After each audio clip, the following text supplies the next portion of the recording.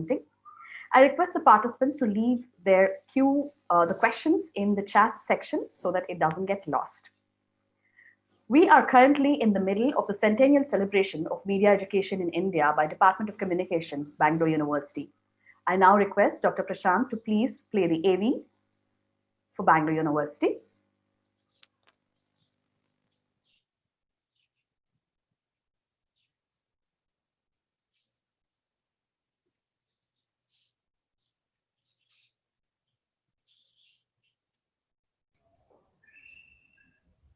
Professor Narsimurthy has also joined.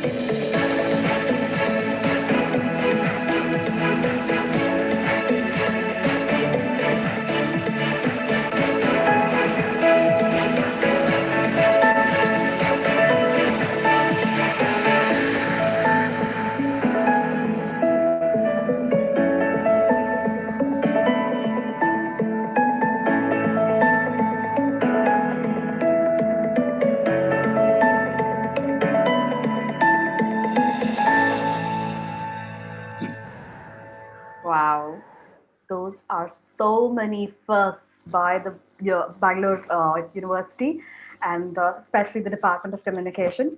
So thank you so much, Dr. Prashant and Vinod, for the video. I now request Dr. Sanjeev Raja. Sir, are you there? Yeah, Hi, madam. Associate Professor, Department of Communication, Bangalore University, to please deliver the welcome address. Thank you, madam. Good evening, everyone. I welcome you all to the last plenary session of the two-day International Conference on Media Education. On behalf of the Department of Communication, Bangalore City, Bangalore, I take this opportunity as the coordinator of this conference to be delivering the welcome address for this session today. Media education across the globe has come a long way, and today to bring to us the Indian perspective on media education, we have with us a distinguished panel of speakers. Professor K.V. Nagaraj, Professor at Mizoram University, former Pro Chancellor, Assam University, and a great communication scholar. Thank you, sir, for joining us today. We are all looking forward to listen to your talk. Welcome you, sir. Dr. Narsimurthy, Vice Chancellor of Bangalore City University, Dean Faculty of Arts, Professor and Chairman Department of Communication, Bangalore City University, Bangalore. Thank you, sir, for your presence, even though in our busy schedule and joining us today. Dr. Ravindran P. Professor, Central University of Tamil Nadu, Tiruvarur, Professor Upendra Padi, Director, Institute of Media Studies, Utkal University, Bhubaneswar, Odisha, and Dr. Surabhi Dahiya, Professor and Course Director, the Department of English Journalism at Indian Institute of Mass Communication, New Delhi. On behalf of the Department of Communication, Bangalore University, Bangalore, I extend a very warm welcome to all the three legends in the field of media communication. Thank you all for joining us for today's session. I would like to welcome our Honorable Vice Chancellor of Bangalore University and renowned scholar, Professor Venugopal Kher, and thank him for all his support. I welcome our beloved Professor and Chairman, former Registrar of Bangalore University, also a communication expert, Dr. B.K. Ravi, who has been instrumental in putting this conference together. I also welcome my colleagues, Dr. B. Shailashri, Associate Professor and Conference Coordinator, Dr. Vasundhara PM, Assistant Professor and Deputy Coordinator of ICME 2020. I would also like to extend a very warm welcome to all the invitees, paper presenters, faculty, research scholars, and all the students from different universities across the globe. Once again, I welcome you all for an evening of fruitful deliberations. You have a great evening. Thank you. Thank you, sir, and a very, very warm welcome to you as well. Thank you. I now request Dr. B.K. Ravi, Conference Chair, ICME 2020, Professor and Chairperson, Department of Communication, Bangalore University, to please introduce the sessions to our participants. Good evening, everybody. Greetings from the Department of Communication, Bangalore University. I'm very happy to be with all of you in the International Plenary Session 2 of about status of media education and Indian perspective. Professor K.B. Nagraj, Professor of Mizoram University and formerly the Pro Vice Chancellor of Assam University. Dr. N. Narsimurthy, the in charge Honorable Vice Chancellor of Bangalore City University, Dean Faculty of Arts, Chairman Department of Communication, and also the alumni of Department of Communication, Bangalore University, and my colleague. Professor Upendra Padi, the Director of Institute of Media Studies, Utkal University, Bhubaneswar. Dr. Gopalan Ravindran, Professor and Head, Department of Journalism and Mass Communication, Central University of Tamil Nadu, Tiruvarur. Dr. Surabhi Dahiya, Professor, Indian Department of English Journalism, Indian Institute of Mass Communication, New Delhi. My colleagues, Dr. Sanjeev Raj, Dr. Shailashri, Dr. Vasundhara, and all my research scholars, my students, participants, media professionals, friends from media, ladies and gentlemen. It's a great honor to have media dignitaries who have achieved a lot in the field of media education. Once again, on behalf of Department of Communication, Bangalore University, I extend a very warm welcome to Plenary Session 2, where we'll be discussing on the status of media education and Indian perspective. Yesterday, our Honorable Chief Minister inaugurated this international conference, and we have exclusive plenaries. In the morning, we had exclusive plenary on the South Asian situation. And today, we wanted to have an exclusive session on the status of media education in India. As all of us know, Karnataka was one of the pioneer states in establishing media education in the country. I think I have to remember Professor Nadi Krishnamurthy, Professor Epan, and Professor H.S. Ishwara for their contribution in establishing quite a lot of media education institutions. So, as all of us know, the growth of Indian media industry, its status, the domination of Indian media industry at the global level. As media educators, we have quite a lot of challenges before us. Though more than 1,000 education institutions in the country, they offer quite a lot of diploma courses, undergraduate courses, and postgraduate courses. Still, there is a gap between the media industry and the academia. I think unless we bridge the gap between the two, it will be very difficult for any media educator to function in a very successful way. Because as all of us know, the growth of Indian media industry, the commercialization, privatization, and the ethics. And there are quite a lot of, whenever we discuss the social responsibility theory, it has become the classroom versus the newsroom. What are the priorities of media? How are we going to present it? What are the ethical aspects? What are the frameworks? And as media educators, we have quite a lot of problems whenever we teach them about the ethical aspects. But how should we assert the commercialization part? A concept like how, as a media educator, how can we digest the concept like paid news? How can we digest the concept like advertorials? And the main definition of news itself, how do you define news? See, whenever we talk of news, we'll be talking of proximity, we'll be talking of importance, and we'll be talking of reach, and we'll be talking of the medium. But commercialization of Indian media industry. See, we are very proud that Indian media industry has started dominating the other part of the world. We have overtaken a country like United States of America, China, and Japan. The entertainment industry of India is very strong. We agree, but still, in view of this commercialization, how to cope up with the situation? Whenever we talk of agenda setting theory, whenever we talk of social responsibility theory, how do you digest the concept of paid news in the classroom? So the answer to this question is, if we bridge the gap between the industry and the academia, I think a lot of our problems will be solved. And second thing is regarding the nomenclature.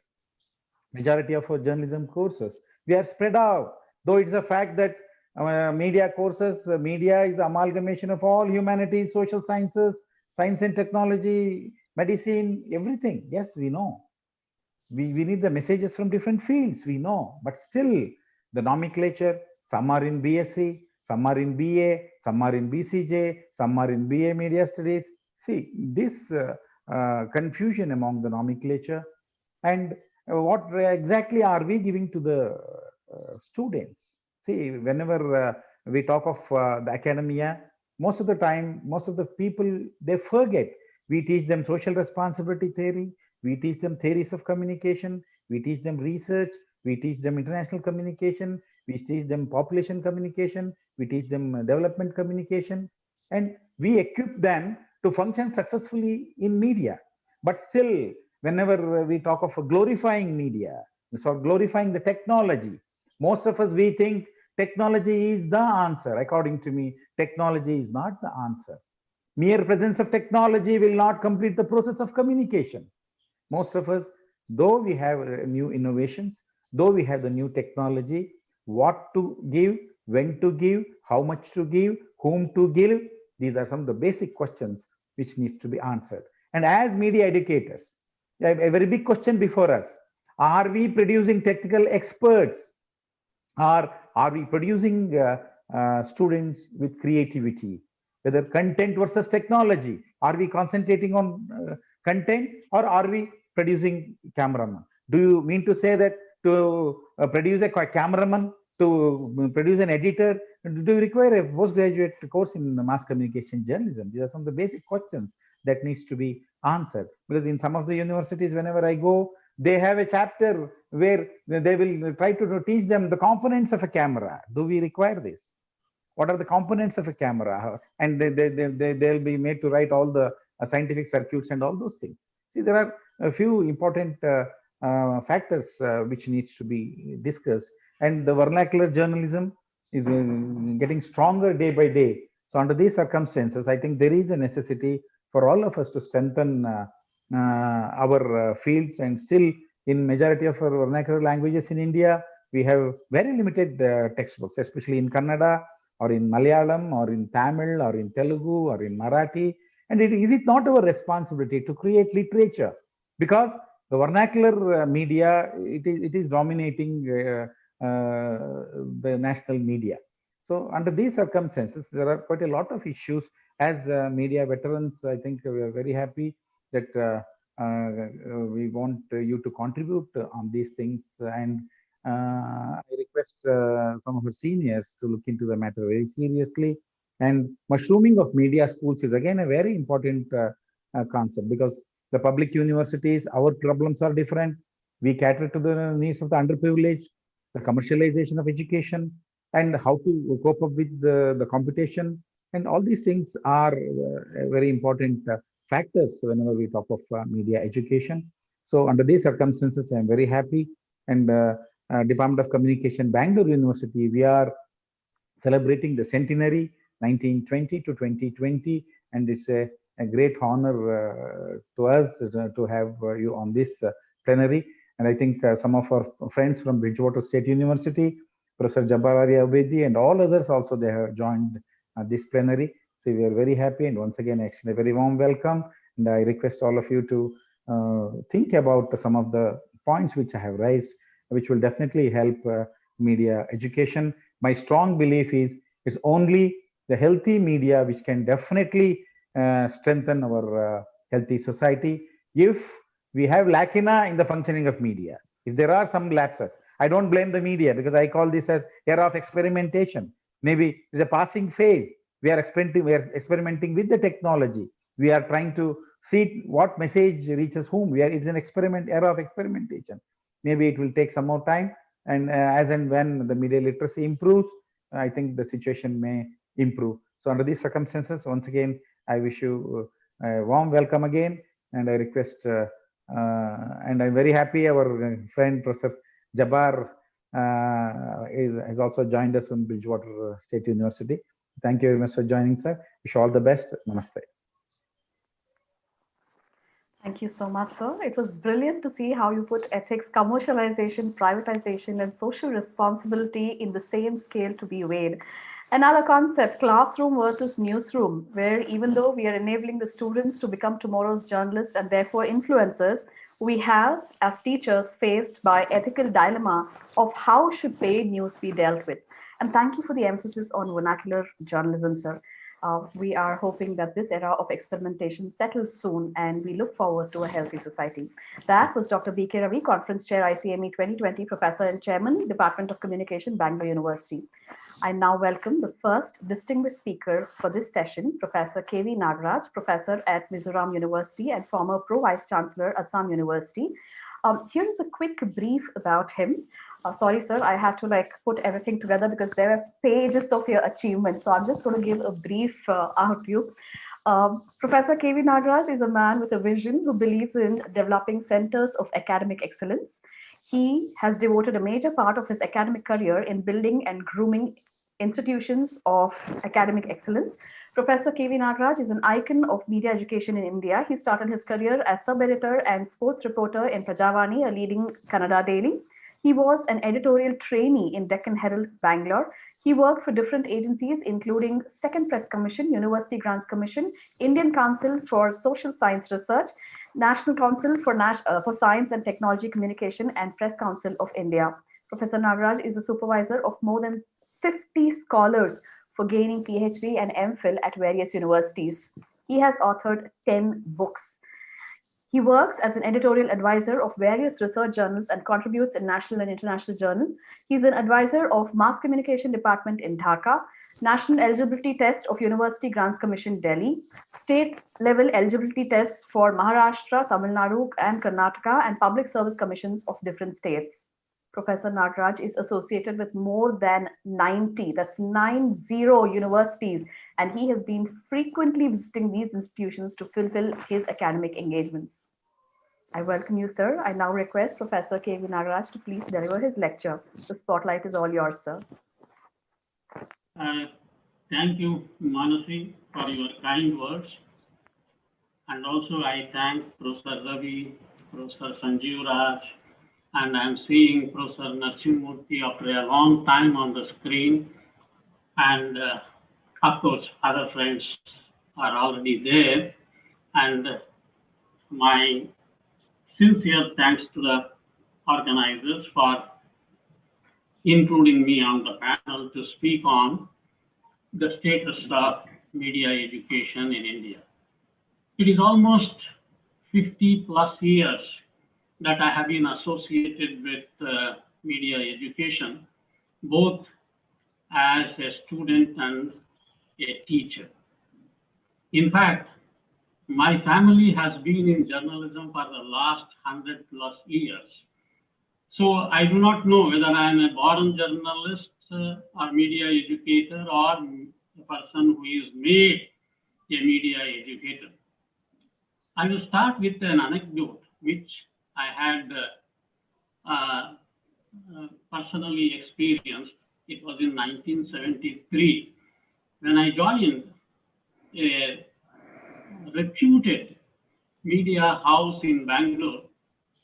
The editor was interviewing me.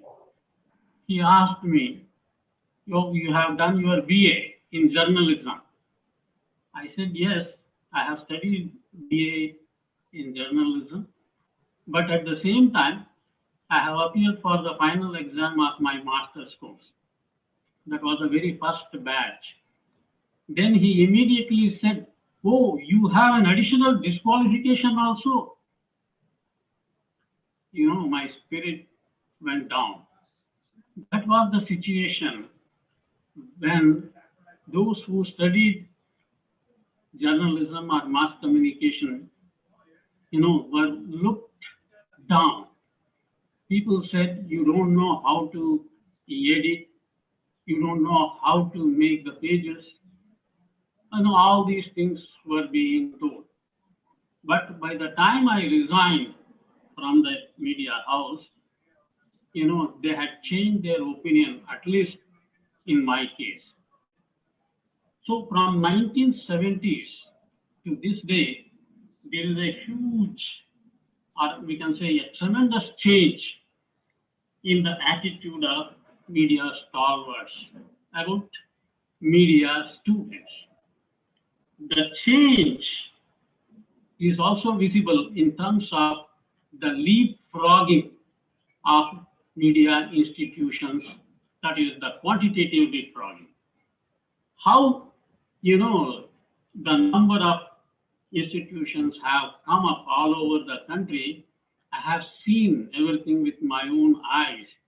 And sometimes I feel whether we require so many institutions because we do not have the exact idea of what exactly we require for the field. That is, the number of human resource elements. This is where I believe that we require a mechanism to find out how many people we require for the field every year and how many should be trained or educated. I'm using both these words, trained and educated, because these two are different.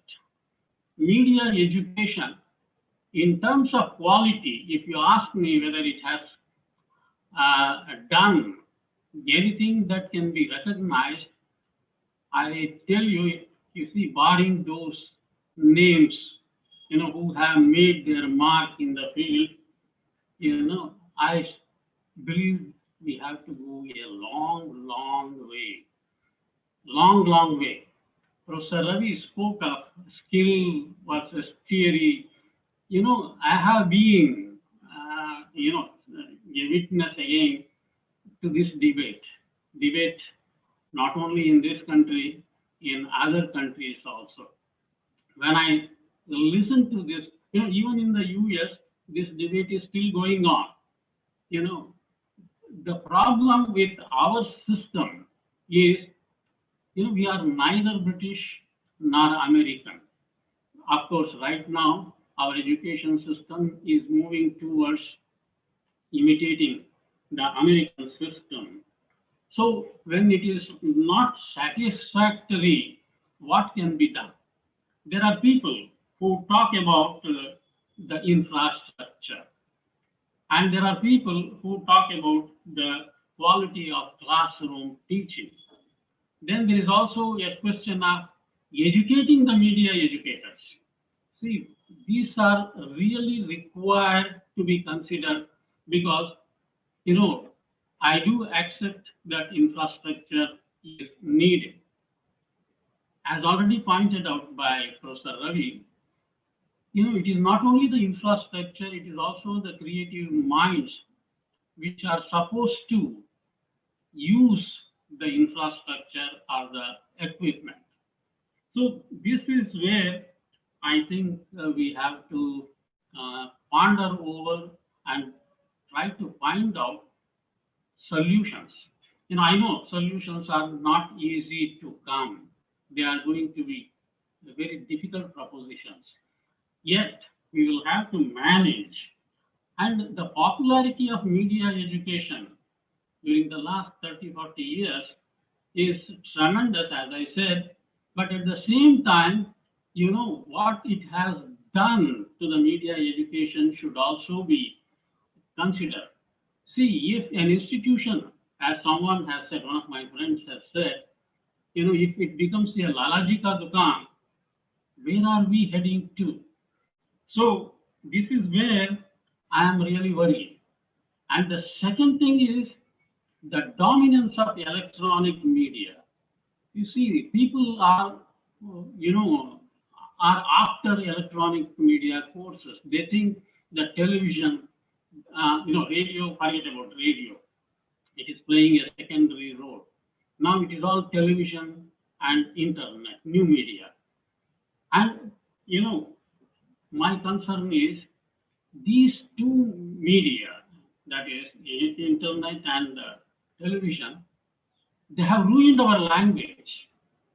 You see, the language, what we call as grammatical niceties, they are no longer bothered about the language aspect. Whatever they write is the language of their content production. I'm a very traditionalist, and I always feel that it is difficult for me to digest, the aberrations. I do accept language, any language for that matter, is dynamic. It keeps on changing. If it changes for better, I always accept it. But if it is ruined, then I feel very sad about it. So this is one of my problems. The quality of writing. Today I can't read even the best newspaper of India because somewhere, it will have too many issues to deal with. The structure of the sentence, the diction, the syntax, everything will be sacrificed. What is happening? Because people think by speaking, what we call as re-tribalization. We are all becoming tribals because we are worried about our presence on the screen. We don't bother about our language. We don't worry about anything that can be communicated. They think that whatever they write is enough. So this is where I'm worried about it. And editing. I have heard that somebody is telling that he will be able to teach editing within 3 days. I am sorry for that, gentleman. It is a lifelong process. When you talk of skill, editing is also it's a creative skill. It requires creative mind to edit. It is not an easy job. So journalism, our mass communication is not merely, talking something, showing something. It has to be, in unison, so that in unison all the elements of mass communication. Then I think there will be a useful production. For me, editing is a lifelong learning activity. Media education and media educators, I must confess, have taken to something which is disturbing me all through. Yellow journalists are becoming icons of the present generation. If someone is going to, murder the reputation of another person, they think it is the right kind of journalism. Angry journalism or angry media should not exist. But unfortunately, many media educators and media students consider these people as their role models. I'm really sorry to say that, but this tragedy should be averted. Our pedagogy should include higher ethical standards. We talk about Gandhiji in the classroom, but what we do outside the classroom is totally different. So I believe without ethics, inculcating ethics, media education does not serve any purpose. So I am requesting all media educators to shun what I call as attack journalism. Attack journalism is being done in the name of investigative journalism. Media educators should resist such temptations inside the classroom. This is quite interesting because the critical thinking, balanced approach, as Dr. Ravi has said, social response. I call it as social responsiveness and non-violent communication. See, when we talk, our words should not be violent. Unfortunately, we don't see any distinction between peaceful words and angry words. So this is where I request people to use that kind of language, that kind of communication, which promotes, non-violence. I'm deliberately avoiding the word peace because previously I said there is a subtle difference between non-violence and peace. So these should be the hallmarks of media education in India. Then coming to the quality of research, I have made my stance very clear several times. We have to go a long, long way. The other day I mentioned we are behind 30 to 40 years behind when it comes to the international standards. I am also for what some people call it as de-westernization, some people call it as, deep colonization, whatever, or colonialization, whatever it is, it is the same for me. In fact, when I see the thesis, particular from North India, why I'm mentioning North India is there is quality of research has to improve quite a lot. I feel sorry for myself for accepting the evaluation work because it is very, very low.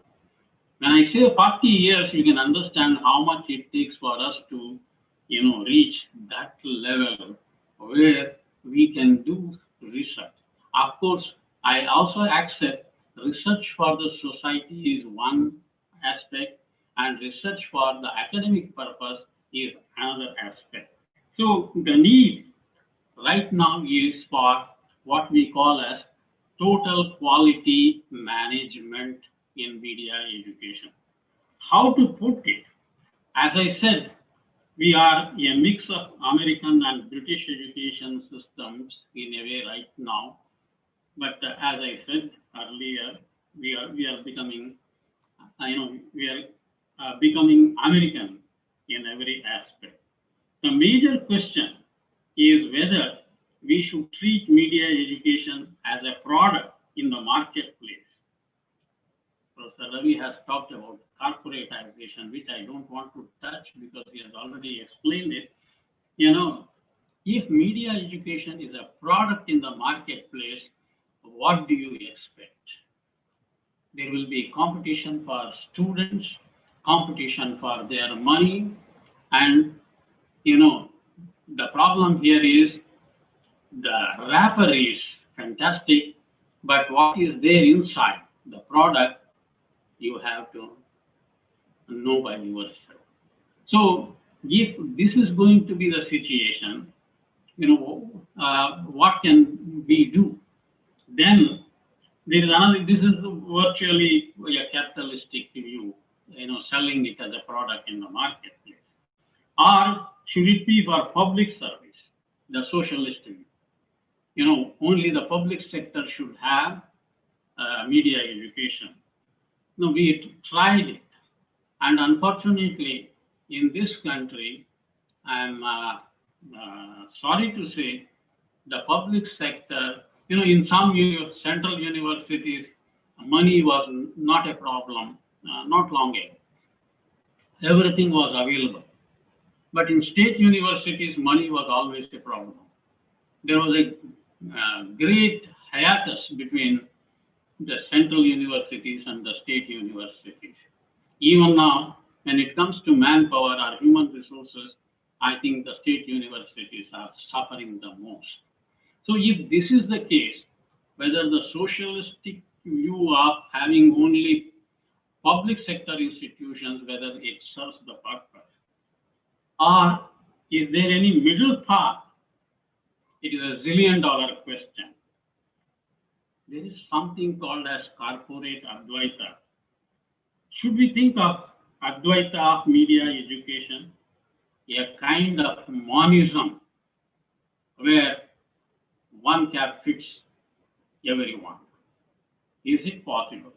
So these are the questions I have been asking for myself.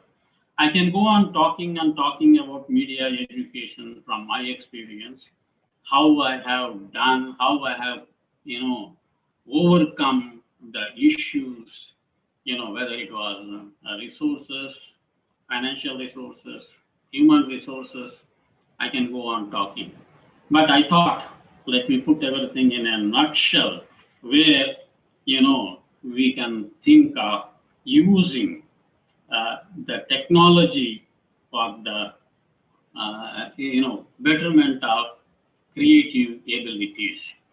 I believe without humanism, as Professor Ravi has already pointed out, there is no use of technology. If you use technology only to make profit, I believe it is going to be a problem for the entire globe. And how to become, well qualified by studying media education, because everybody wants a job in the market. The question here is it only job oriented, whether it is only skill oriented? Because the Britishers teach journalism or whatever, the journalism, print or TV or radio in polytechnics. Americans teach everything in the universities. Which one we should have? Should we have journalistic skills taught only at the undergraduate level and the real academic theoretical thinking at the postgraduate level and PhD for research, grinding people for 5 to 6 years as they do in the other countries, especially the United States and other Western countries? So these are the questions to be talked of. Before concluding, long ago, when the Second Press Commission was instituted, myself along with Professor Nadi Krishnamurthy, we did a project about media education. It is there in the appendix of the Second Press Commission report. We suggested a National Council for Journalism Training. Of course, unless somebody follows it up, nothing happens. And now I think Professor K.G. Suresh has taken up the matter and he's trying to do something about it. That is a welcome, move, because law, medicine, architecture, and engineering courses have their own councils, regulatory councils. Should we not have that kind of a council for communication or mass communication, whatever nomenclature you give media studies, for the simple reason they can be these regulatory institutions can monitor the quality parameters or set quality parameters for media education, because there is no uniform quality parameter. I'm not talking of uniform syllabus or uniform administration, no such thing. I'm only talking about quality parameters which are to be uniform for all the institutions in the country and monitor and also recognize the derecognize institutions that do not that that follow the instructions or that do not follow the instructions as the case may be. This is where I believe there is a need for a regulatory mechanism right now because, as you have pointed out, Professor Ravi, there is a mushrooming of media, educational institutions, which I feel right now, requires some kind of mechanism to control. Thank you very much again for giving me this opportunity. I hope my words, I don't say these are my words of wisdom. These are my words of personal experience. My experience may not be,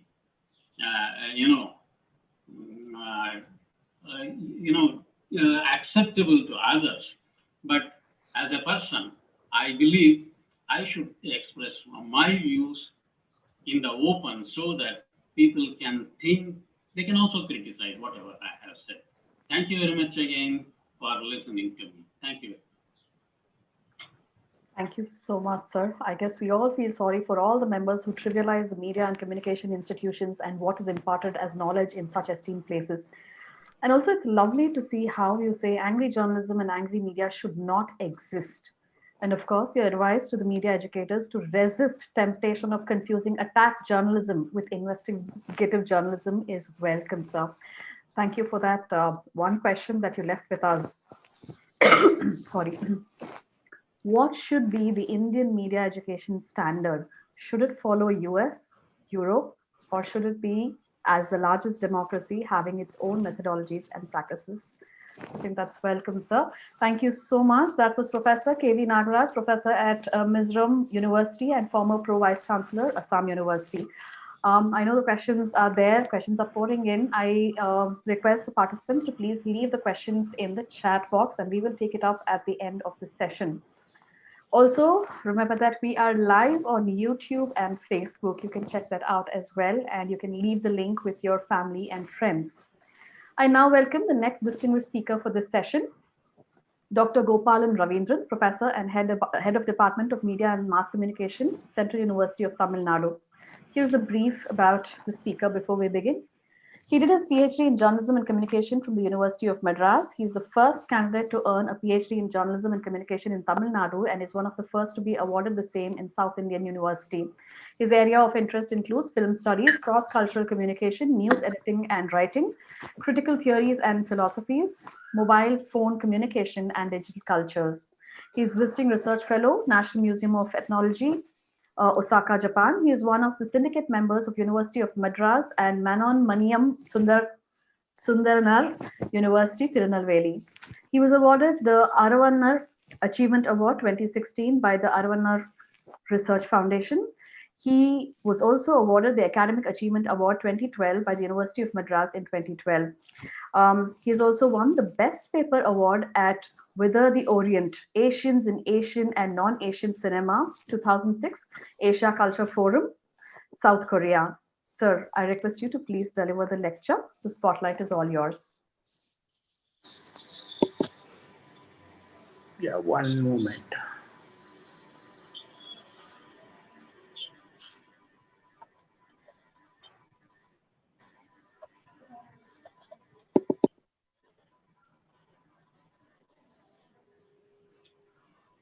Good evening, everyone. I thank Professor Ravi for this opportunity. I thank his colleagues for this wonderful event. I thank my guru, Professor Nagaraj, for inspiring us all in continuing our journey. I thank the audience.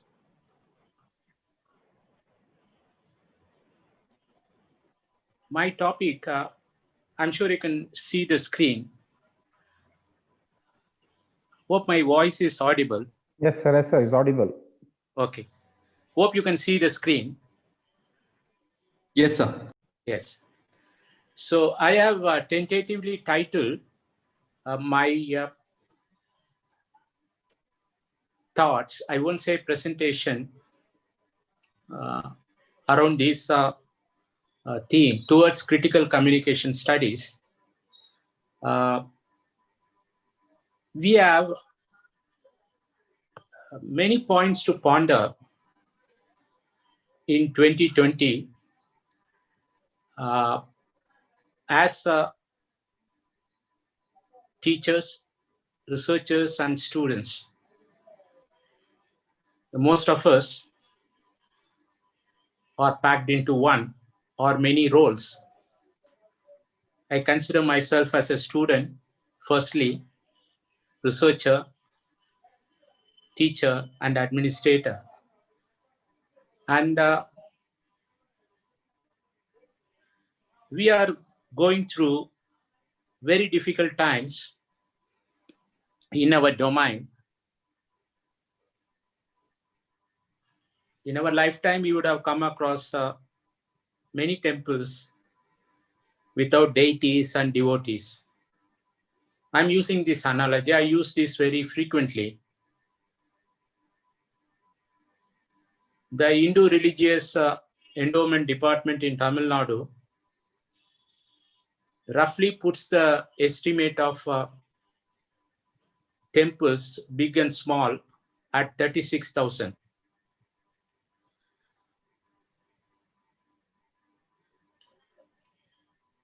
A good majority of these temples are not doing well in the sense they don't attract a large number of devotees. Because they don't attract large number of devotees, they don't have the money to sustain their pujas, etc. So they always depend on the prosperous temples in the vicinity. So you have many temples without devotees. You also have temples in ruins without gods and goddesses. We are trying to survive in a similar mode. Come to think of it, for a long time, India boasted of having the most diverse and vibrant press, if not media. In 2020, thanks to the emergence of neoliberal media, we are moving very fast towards a scenario where we are faced with what I call as gazettification effect, or in other terms, universalization of the party press media. I can't talk of other states in India. Since my master's and for the next few decades, I was very clear about the distinction between party press in Tamil Nadu and the general press. There was a DMK party organ, there was an ADMK party organ, there was also a Communist party organ. And there was, ironically, a popular journal brought out by the state government, more like a gazette. Okay, so we had these clear distinctions. Three kinds of printed media. A very insignificant but vibrant, very few party newspapers, and very significant, vibrant general newspapers, and rarely one or two government gazette-like publication. In 2020, thanks to the gazettification effect, we have the universalization of the party press or media in Tamil Nadu and across India. And this also means that we are inching towards a state of non-media. We have always defined media in terms of certain ideals. In the absence of these ideals, we are faced with the task of facing the end of the road.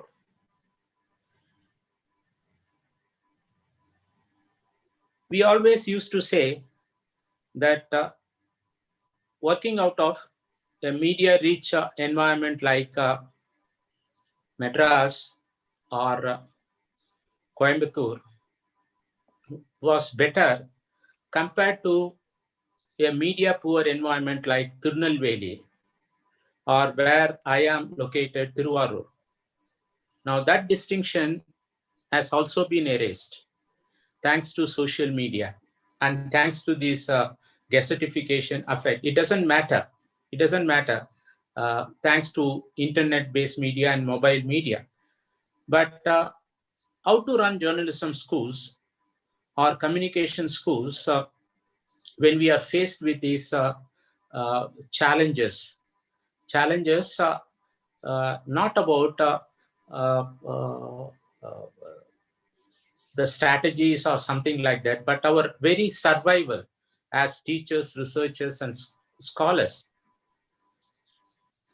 So that's why I invoke the analogy of temple without gods, goddesses, and devotees. Okay, so how to tell our students something about the ideals. Okay, so it's very uh, crucial because this is accompanied by what I call as de-ideologization of journalism and media practices in general. For a long time, since the birth of print culture in India, which scholars normally locate at the birth of the first printed book in India on October 20th, 1578, by a Portuguese missionary, Henricus. This book was titled Thambiran Vanakkam, and it was in Tamil. And earlier to this period, in 1554, in Lisbon, they printed in Malabar Tamil, as they called it, the first book. So if we take 1578 as a key landmark, we are crossing 420 years of print culture in India. If you closely examine the history of these 420 years of print culture, we are faced with different trajectories. The first few trajectories were very bothersome for the natives, particularly the native scholars who found the printed literature, the very medium, polluting. So there are recorded instances of many great scholars in Tamil Nadu who refused to touch the printed books because it was not considered as sacred as the palm leaf manuscript. Then the medium of print was used in caste conflicts along the Tuticorin coast, in caste and religious conflicts involving coastal communities of fishermen along with Muslim traders, local traders, along with traders from the Middle East. And importantly, during the 19th century, again, one of these trajectories invoked the logic of casteism as the predominant mode of print culture. So you can identify at least, in my opinion, 10 to 12 different trajectories of print culture. And journalism is one of these trajectories.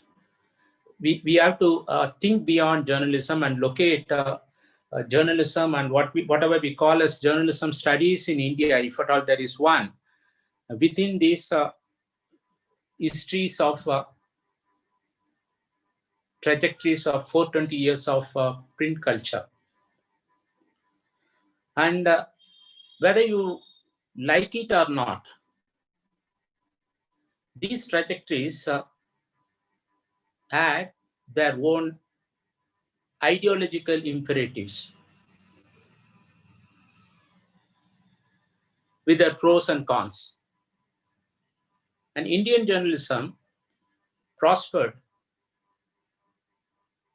at least 10 or 15 years, continued to prosper at least 10 or 15 years after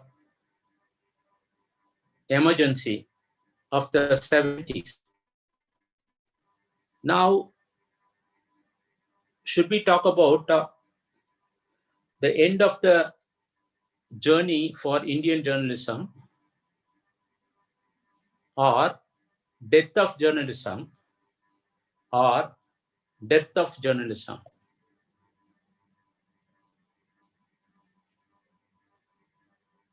Professor Nagaraj, many a time pointed out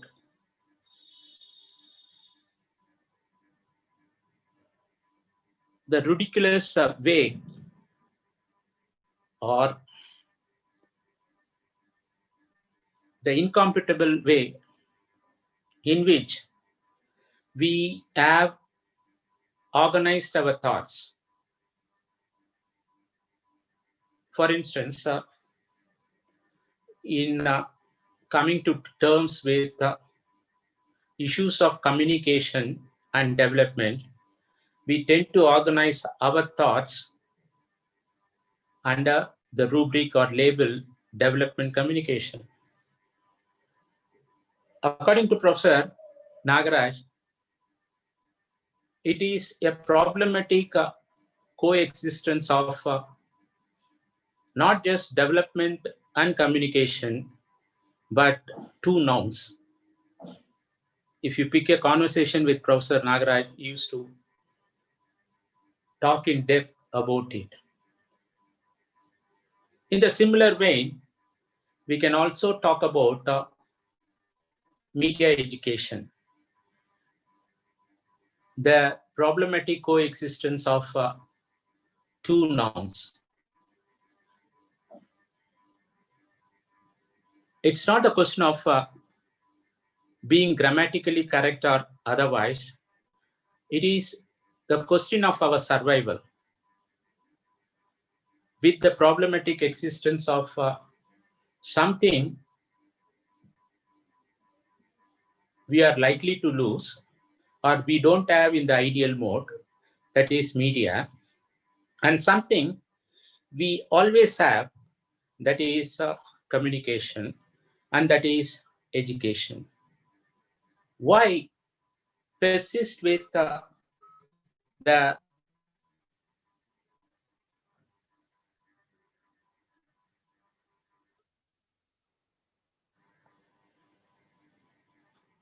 is it clear?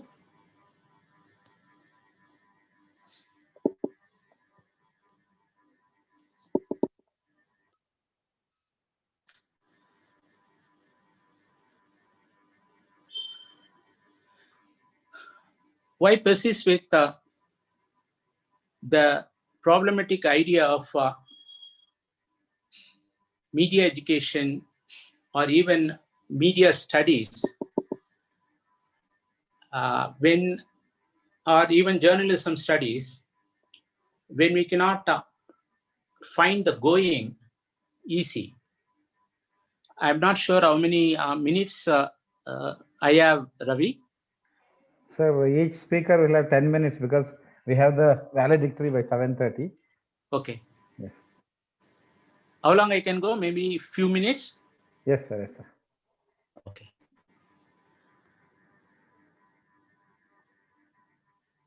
Okay. Now for any academic discipline to emerge, prosper, and survive, we need local context. For Indian journalism communication schools to prosper, we are not here talking about emergence, that stage is over. Prosper and survive, we need local context. When I say local context, we need a very unique local cultural context, political context, social context. In the absence of this, I am very strong in my opinion that we have no basis to invoke the logic of media studies. Media studies emerged, prospered, and continues in few regions of the world, particularly UK. If you read the history of media studies in that region, in that country, you would appreciate that it comes in the wake of post-Second World War social realities, which changed the academic realities, which brought in left-wing scholars, and which gave birth to the discipline of cultural studies. Understand? Even Stuart Hall acknowledges that media studies sometimes doubles up as cultural studies. We don't have such context. So our media studies are about studying media, not about what gave birth to this media. As these scholars explore and examine, okay, now we are yet to invoke the idea of journalism studies. Journalism studies emerged in India and died before 1960s. Here again, I am invoking the example of University of Madras, which had an interdisciplinary approach to journalism studies. Now, one of the key journals in journalism studies is journalism studies started in 2000. The key objective is an ambitious exploration with the interdisciplinary objective. Understand? In 1940s, when the certificate program in Madras University was started, journalism was one among the 10 or 12 subjects. We have lost this tradition. Now, coming to communication studies also, we had bright sparks at least a few decades back, but we don't have that prospect also. So quickly summing up, I am for introspecting these points which I have listed randomly. And what is the road ahead? The road ahead is one that captures the spirit of media studies, journalism studies, media education, communication studies, everything, but with a socially motivated, culturally motivated purpose, which I call as critical communication studies. And critical here refers not to the conventional meanings of the words critique or criticism, etc. Critical in the sense of what Max Horkheimer envisioned, that is, I often repeat this, we must envision the objective that can get us a rationally organized future society.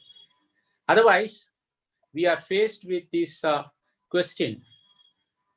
Point number 7, that is my key dilemma as a journalism teacher or media teacher. Teaching for whom? For what? With what purpose and effect? I don't have convincing answers here. Thank you very much for this opportunity, Ravi. I thank Professor Nagaraj for joining this session and inspiring us all. Thank you. Thank you. Thank you. Thank you so much, sir. That was Dr. Gopalan Ravindran, Professor and Head of Department of Media and Communication, Central University of Tamil Nadu, Tiruvallur. I now welcome the next distinguished speaker for the day, Professor Upendra Padi, the Director of the Institute of Media Studies, Bhubaneswar.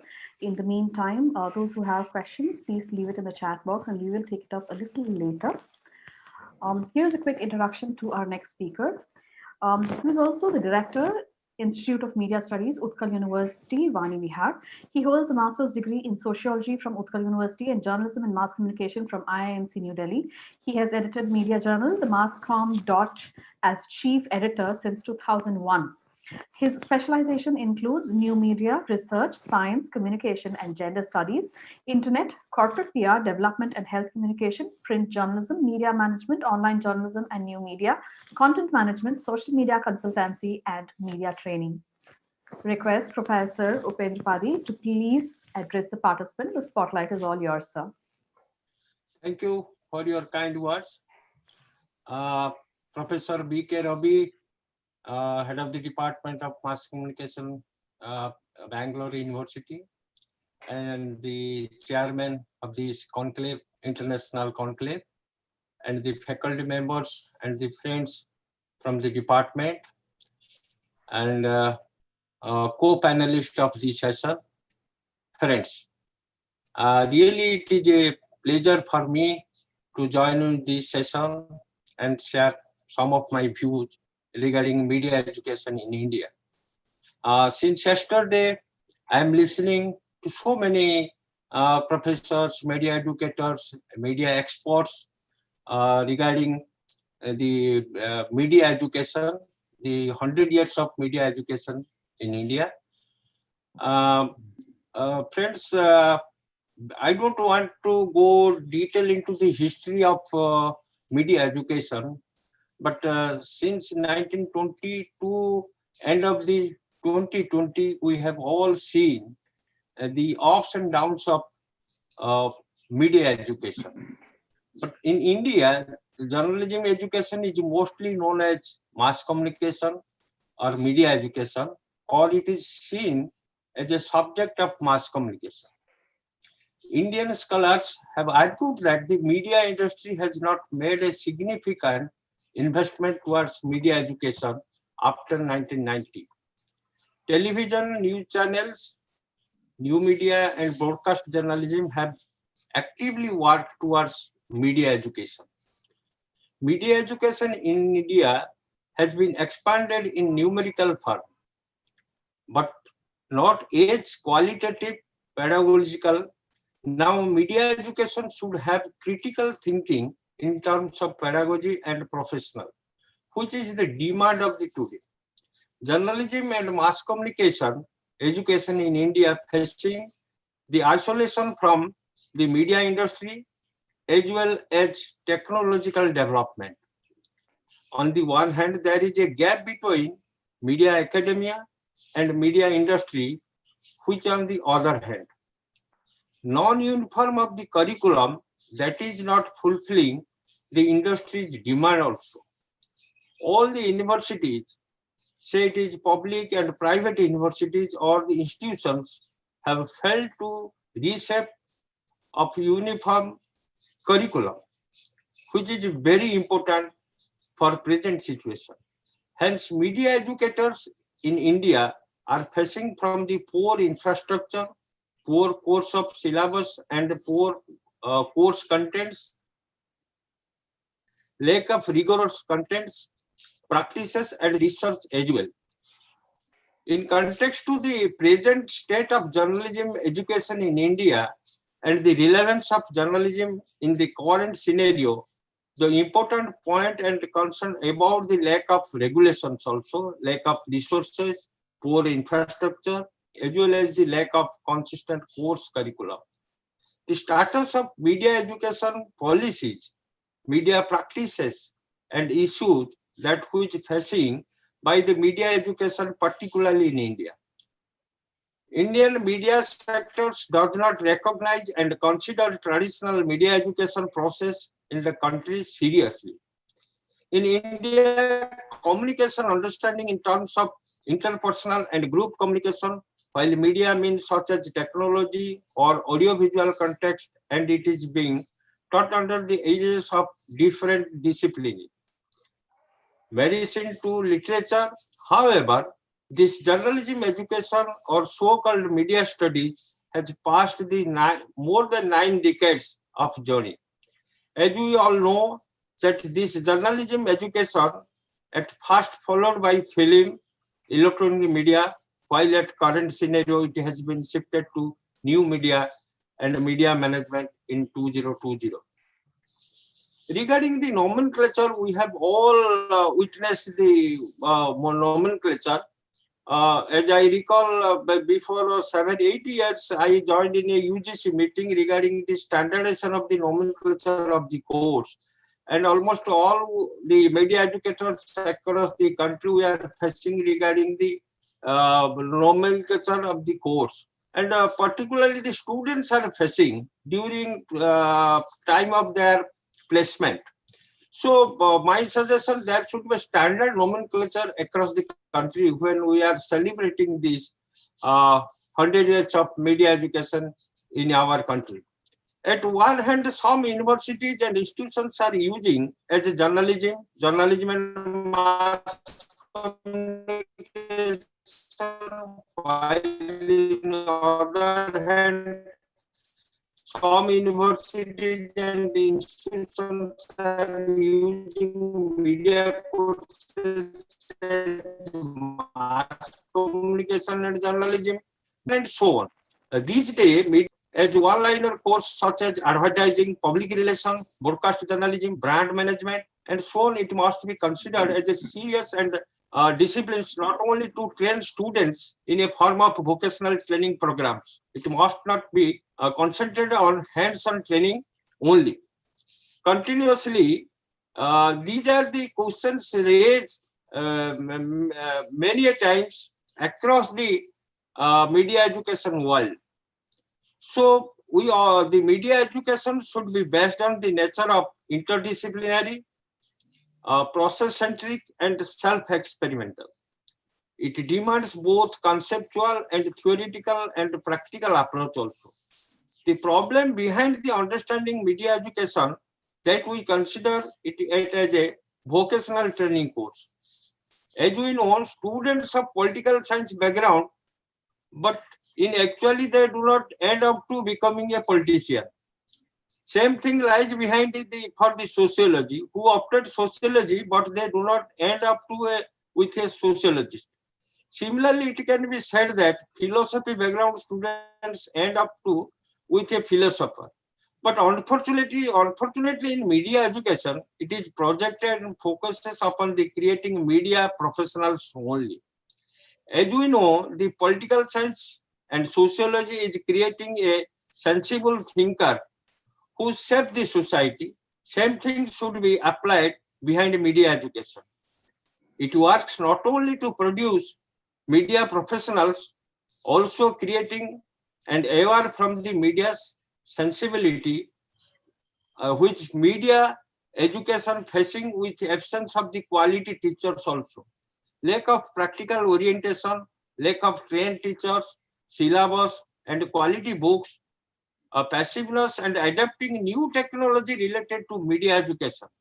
Even in 2001, UGC has constructed a model curriculum for mass communication and journalism, but unfortunately it has been failure due to showing passiveness and implementation by the universities or the institutions, while some universities and institutions have followed or adopted the UNESCO model curriculum.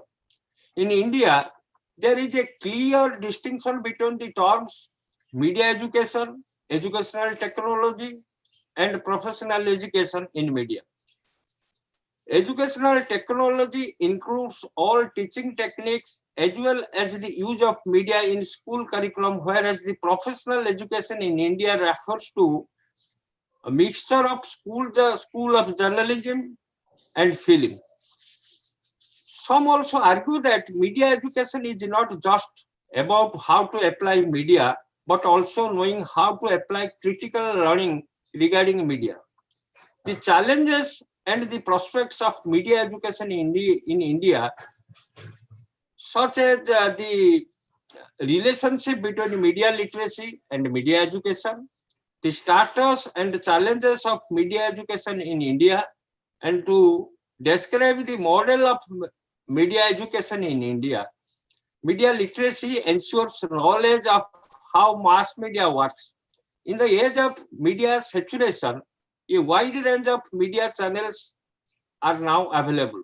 So media literacy is now more than the matter of reading and writing. In short, media literacy is to help people learn how to communicate, access, create, and care and contribute for the wellness of the society. Apart from Indian researchers, also other scholars, they have highlighted the status and challenges of media education in India. Media education in India has been completed almost more than 90 years when we are celebrating the centenary year of media education in India, but it has not yet been freed from the duality, whether it is considered technical education or ideological education. While the duality of technology and ideology is the cause of the marginalization of media education, on the other hand, the government neglected and also an apathetic attitude of media institution is blurring the pictures of media education. On the basis of long journey of media education in India, it can be said that media education has not been able to progress as much as it should have been done. There has been quantitative growth in media education, but lack of quality enough also. In spite of the connection with human sensibility and social responsibilities, media education in India is not take place that it should actually get. There are many reasons behind this. As we know that the media education in India connects two sectors, media academia and media industry. If we look back in the history, then it found that in the 80s and 90s, there is a flourishing of media education in India, despite the long journey of media education in India. It has not yet gained the status of professional education. Also, it is in duality, whether it is a professional or traditional or vocational education. The lack of mutual support of media academia and the media industry in India is one of the issues and the challenges of media education in India. At the same time, media institutions are not preparing the syllabi as per the requirement of the media industries, and when students leave media institutions and go to the media house, the knowledge they learn in the institutions seems to be incomplete. Today, there is a need to consider interdisciplinary and multidisciplinary model approach of media, through which media education should out from the arts and the social science and develop it as a separate discipline. Along with this, media education institute should prepare syllabus and curriculum as per the actual need of the media industries. Media education in India facing the isolation from the media industry as well as stagnation of critical thinking and pedagogical development. On the one hand, and there is a gap between the media academia and the media industry, while on the other hand, media education in India has been expanded in numerical form but not as the qualitative pedagogical. Also, non-uniform of curriculum that is not fulfilling the industry's demands also. All the universities, say it is public or the private universities or the institutions, have failed to reshape the uniform curriculum. Hence, media educators in India has the poor infrastructure, poor course of contents, lack of rigorous contents of theory practice, and critical thinking and pedagogical development as well. In India, the lack of connecting threads of media academia and the media industry, and that is one of the major issues and challenges of media education in our country.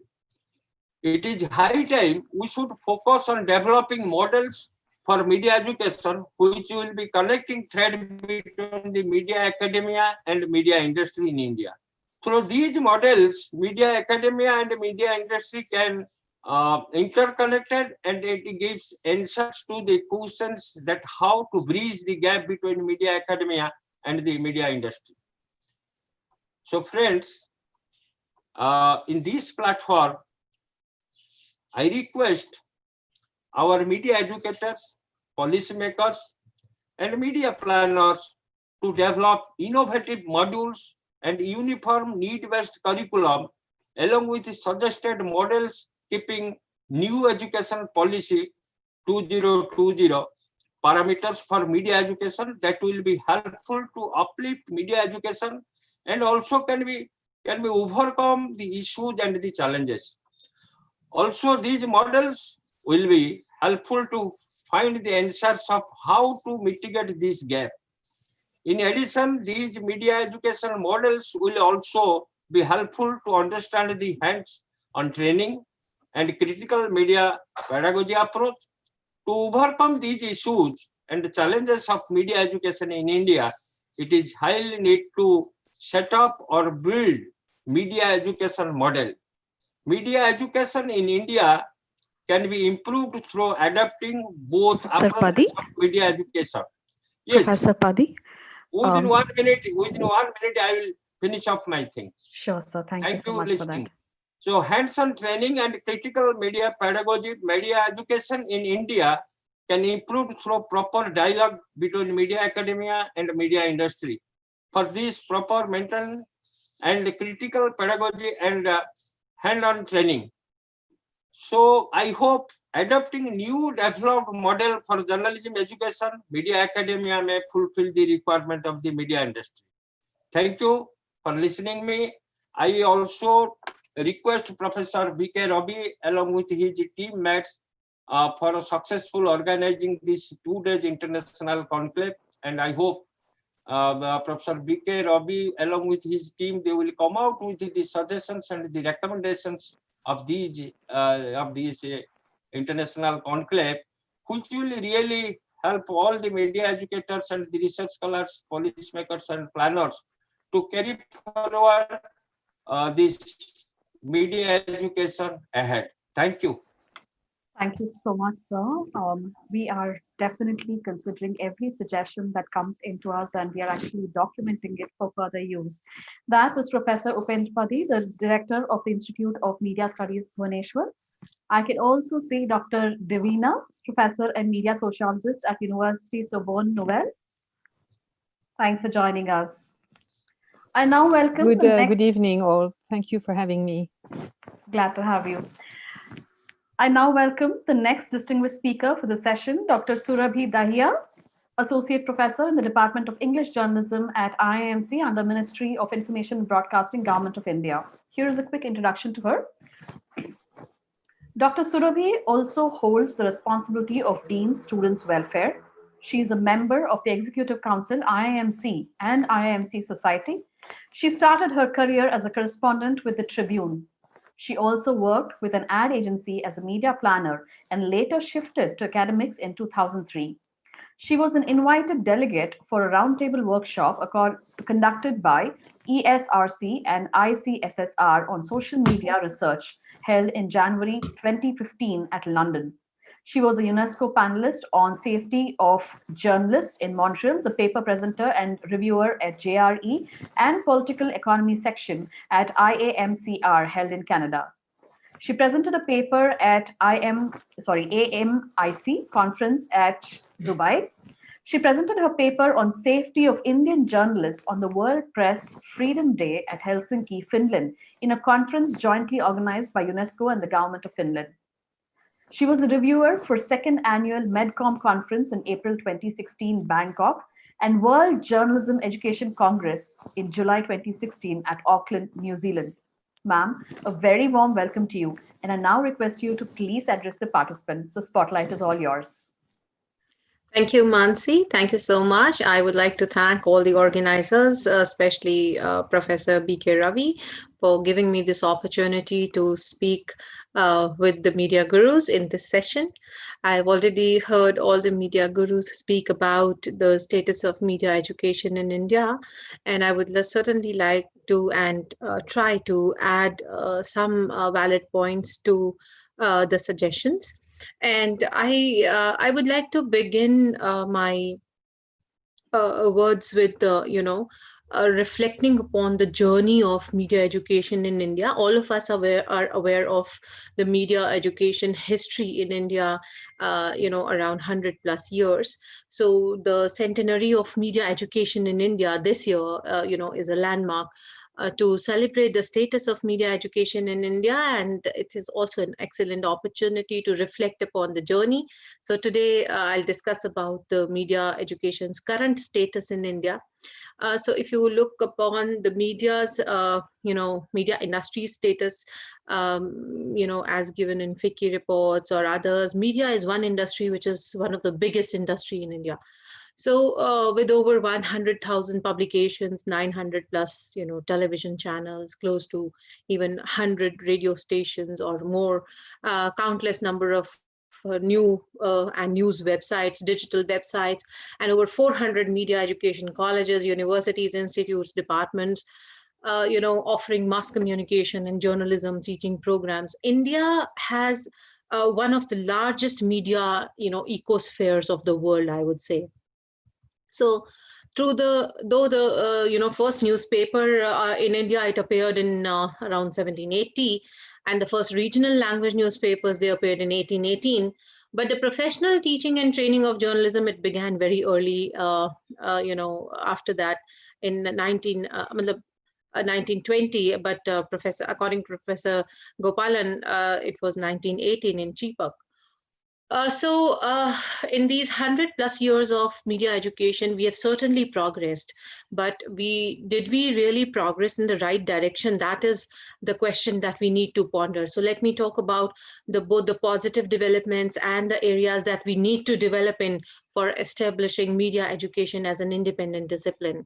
So the first point that I would like to ponder upon is, as you all know, that media is the backbone of the society, and it is not at all possible to conceive a society, without media education pertaining to the fourth pillar of democracy. It needs much attention, So media education is a very, very important sector, and it deserves attention. So, without media education pertaining to the fourth pillar of democracy, it needs much attention, as I said, as a contribution to journalism and mass communication towards the nation building, because it is immense. So unfortunately, the governments and the media industry itself seems to have turned a blind eye to media education, though they have they have opened up their own institutes. But if you compare the level of media education with the other countries, this is really, really very important at this point of time, at a time when media is impacting the lives at the grassroots level, especially with the advancement of technology and communication. Today it has become an integral part of governance, from Panchayati Raj institutions at the grassroots to the Prime Minister's office or the President's office, whether it is science or or it is health or water or education. So no government policy can succeed without including the critical component of development communication or information or education or communication So presently, you know, there is no such regulation vis-a-vis media education. So consequently, teaching shops have sprung up in every nook and corner of the country. So these shops are exploiting the students, and they are attracting the students to the glamorous side of the profession. So the first point that I would like to emphasize upon is that media education should be given due importance in terms of being the fourth pillar of the society or democracy. Second, as I talked, that because of these no regulation vis-a-vis media education, so mushrooming of media institutes are there, the shops are there.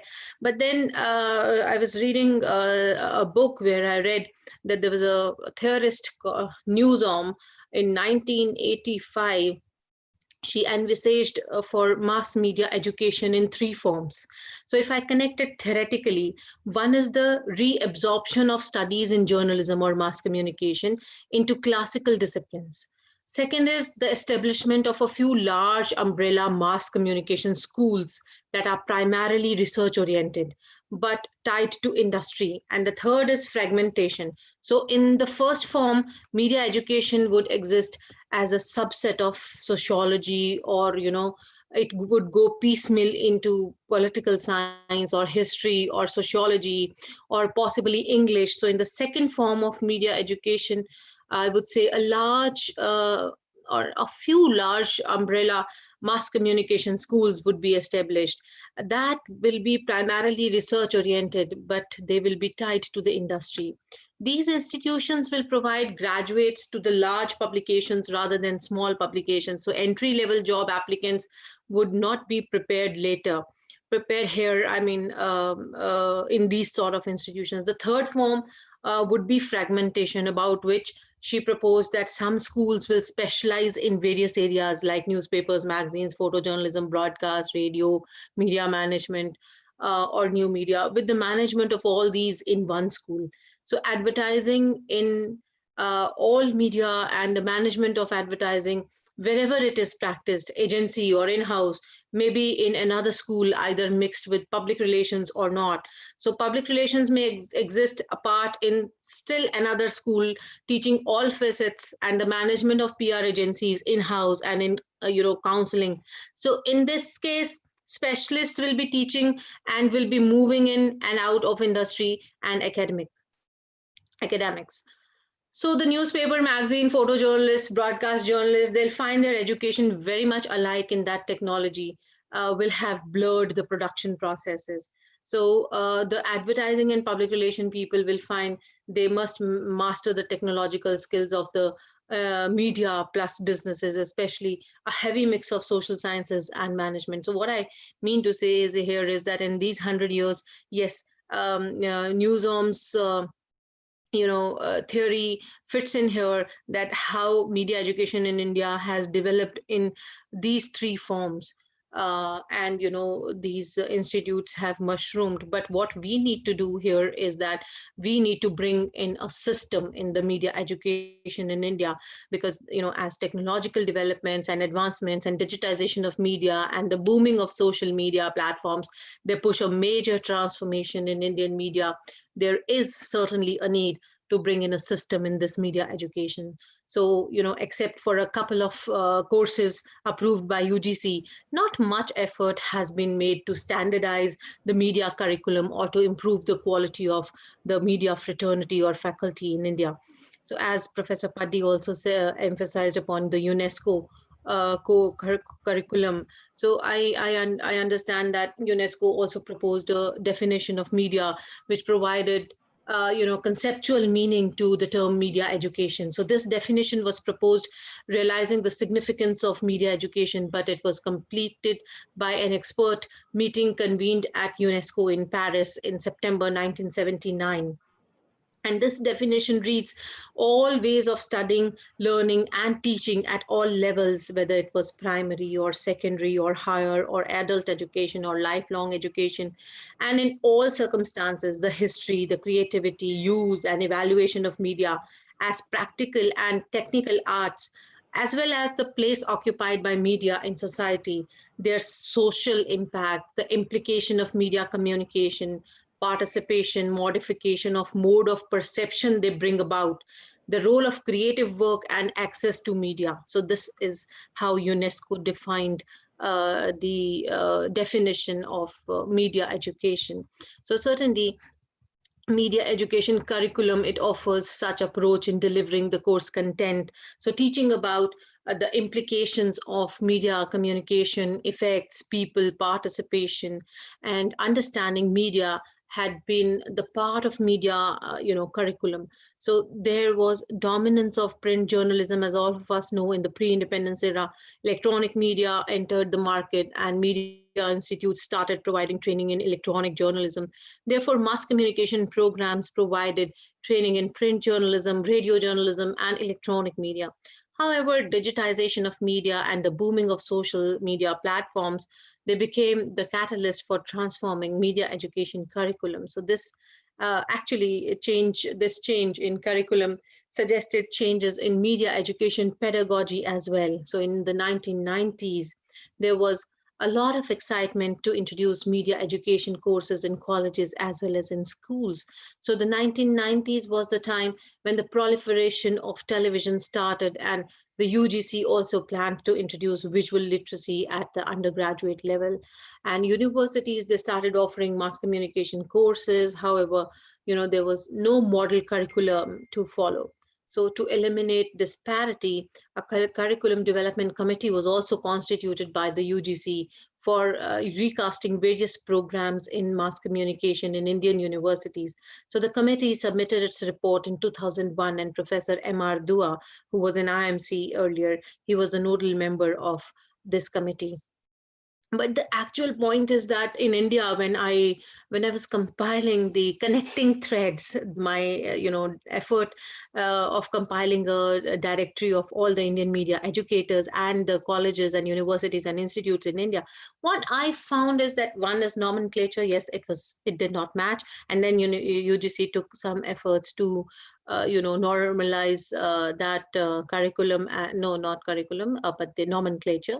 What I found was that the syllabus of all the universities was almost similar, not in the sense that it was similar, though we are recommending standardization of syllabus, but similar in the sense that it was similar for UG and PG courses together.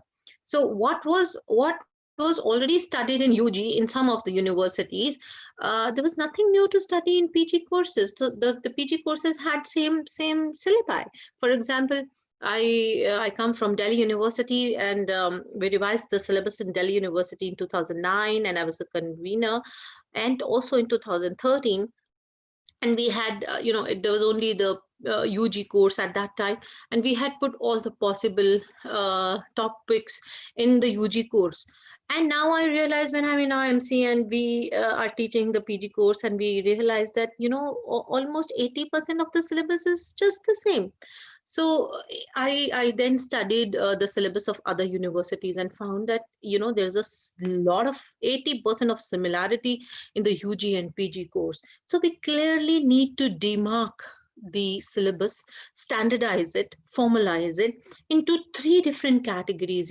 I suggest that there should be a standardized format or syllabus curriculum for UG, and there should be a standardized one for PG as well. But at the same time, we should have different syllabus for specializations, in the second year of PG, or, in the last semester of the PG course, so that it gives an edge to different institutes to teach the various specializations, whether it is new media or it is say media management, or any print or electronic or whatever. So there should be a clear-cut demarcation of what is to be taught in the undergraduate level, what is to be taught in the PG, and what is to be taught in the specialization courses. So, we've gone through syllabi of different educational institutes, but found that, there's no real similarity in the curriculum, in the sense that they are not standardized. But if you see the contents of the syllabus, there is a similarity between UG and PG courses. So each institution determines its own, and no standard syllabus is formed. So it is necessary to standardize the syllabus. So everyone should take into account such present trends, maybe, uh, you know, artificial intelligence and robotic processes and mojo, mobile journalism, drone journalism, globalization, technologies, equipment, research, extension, and so on and so forth. Then, of course, when I talk to various senior people and senior media educators in India, they recommend a media commission in India. So the need of the hour, they say, is to establish a media commission of India, which would ensure that the loopholes are taken care of. Students get the best of the opportunity in an era of animation and VFX and AI and ML and visual effects and gaming. And minimum standards are ensured in terms of teaching and infrastructure. So the commission can also conduct an all India, say, common test for all the mass communication programs, as we have, for JE, for NEET, for CLAT. So besides, efforts should also be made to promote mass communication education by introducing media literacy programs from at least the middle school, as the students are getting exposed to media in a manner unprecedented in the human history. So I was heading the CBSE committee for 3 years for the development of syllabus for 11th and 12th standard mass communication, and I tried to incorporate mass communication as a separate subject, but few other media educators wanted to introduce it as a vocation, because we, the media educators, are not able to finalize whether it is an independent discipline or it is a vocational study, because we differ in our approaches. So therefore the committee members keep on changing and they have different approach, and one by one it is not the same. So for 3 years, I did not let them do it, but I don't know who then took it forward and what happened, because there was a hot debate in the last meeting that I had in CBSE, whether it should be a subject or it should be a vocational subject, or it should be a separate course. So mass communication should also be an integral part of all the programs at secondary and senior secondary levels, particularly in the stream of science and humanities. And, in fact, it should be offered as an optional subject right from class 9th, because in the new education policy, we have different, 3+5 plus, what the structure is different. So we should be able to introduce it right in the class 9th. So we would also ensure that media students have another, career option as teachers in schools and colleges as well. So one of the key demands of media fraternity is that mass media or mass communication should be an optional subject in civil services examination conducted by UPSC also. So our students sometimes are, they study an additional subject to appear for civil services examination. So it's a sheer injustice to deprive the media students of a golden opportunity when other mundane subjects, they have found place, there. So it is important to recognize mass communication as an independent discipline, which would ensure that, instead of English, Hindi, or other language departments teaching the other teaching subjects at colleges, even in institutions like Delhi University, there would be departments of mass communications in every college and university. Now we have only 5 colleges or 6 colleges having BA honors in journalism in Delhi University, and in the campus we have DSJ, and I think 3 or 4, 5 colleges having Hindi journalism as. So there's a lack of awareness. The establishment of media education as an academic discipline is in itself is comparatively new, I would say that, because although the majority of our universities have started mass communication courses in India, so lack of awareness and understanding their capacity as prime barriers. They are, being used as prime barriers. So awareness of the viability of this subject, that needs to be built up in the common mind. So there should be career counselors available on a regular basis. The next point that I would like to emphasize upon is about media education in India is about research. So, I feel that media education is based on three key points, content, use, and research. So the content should be very good, and how the content should be used. And third, and the most important, is research. So in the present media scenario, we need to think whether our media educators are equipped with it, whether we are doing genuine research. I believe there's a good gap in that. Faculties are not trained that way, and how many of us know how to do good research and how to use the statistical methods. For teaching journalism, we need to impart practical training also. And this is another point of discussion, that our media schools, they do not provide such kind of environment to the students. For I mean, I'm not talking about all the institutes. Some institutes do have the labs, TV studios, and other practical oriented labs, but not all. So there's a need of bringing change in media education criteria, environment, production, media education. It includes research, and it includes practical, and it needs evaluation. And this research could be a pre-production research also. So whether we are able to make students train in such a way or not, that is a major point of discussion. The next point that I would like to highlight is about the change in pedagogy. And in these years, we have not been able to bring substantial change in media education pedagogy. We followed a very traditional approach in classroom teaching. In IMC, we try to give 360-degree perspective to the students. The pedagogy is wholesome. We try to make it wholesome, because students are handling equipments, they're writing assignments, they are doing internships, they're interacting with the industry professionals, they have a team approach. And then they also focus on research, as students have to work on their dissertation. I'm sure in other organizations also everybody is trying to do that, but we need to discuss the pedagogical changes to be brought about in the media education in India. And this has to be done collectively. All of us to have to be collectively engaged in this pedagogical changes to be brought in. The next point I would like to emphasize Ravi, is, ma'am, yeah, a just gentle reminder. wrapping up Thank in you, ma'am. a minute. So lack of experience and trained resource personnel and FDPs. We should have more and more FDPs, so that we and our teachers, media educators of India, should be specializing in particular subjects of specialization. Then next point I would like to bring in is inadequate financial assistance to mass communication universities and projects, and proper infrastructure in the department that I've talked about. So we should have more financial aid to do more research projects, so that our discipline emerge as a full-fledged independent discipline. We need to develop proper course material. In That is another barrier which needs attention, because course material is very, very important. A national team with academic and field experts should be formed, and be interested with preparation of standard course materials at national and regional levels. Then I would say that projects, as I've already discussed, and last but not the least, it could be that exchange of experience is very, very important. International exposure is very, very important.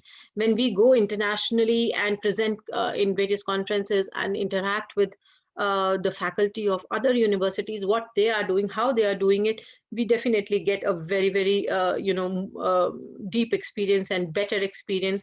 So I would encourage all the media educators in India to go wherever possible. I have spent money from my own pocket and have been going to various conferences worldwide. IMC doesn't give any financial support to go into a conference, and it is not possible to have financial aid every time. So, sometimes ICSSR supports and sometimes UGC supports, but that's once in 3 years. And the big conferences do not pay you.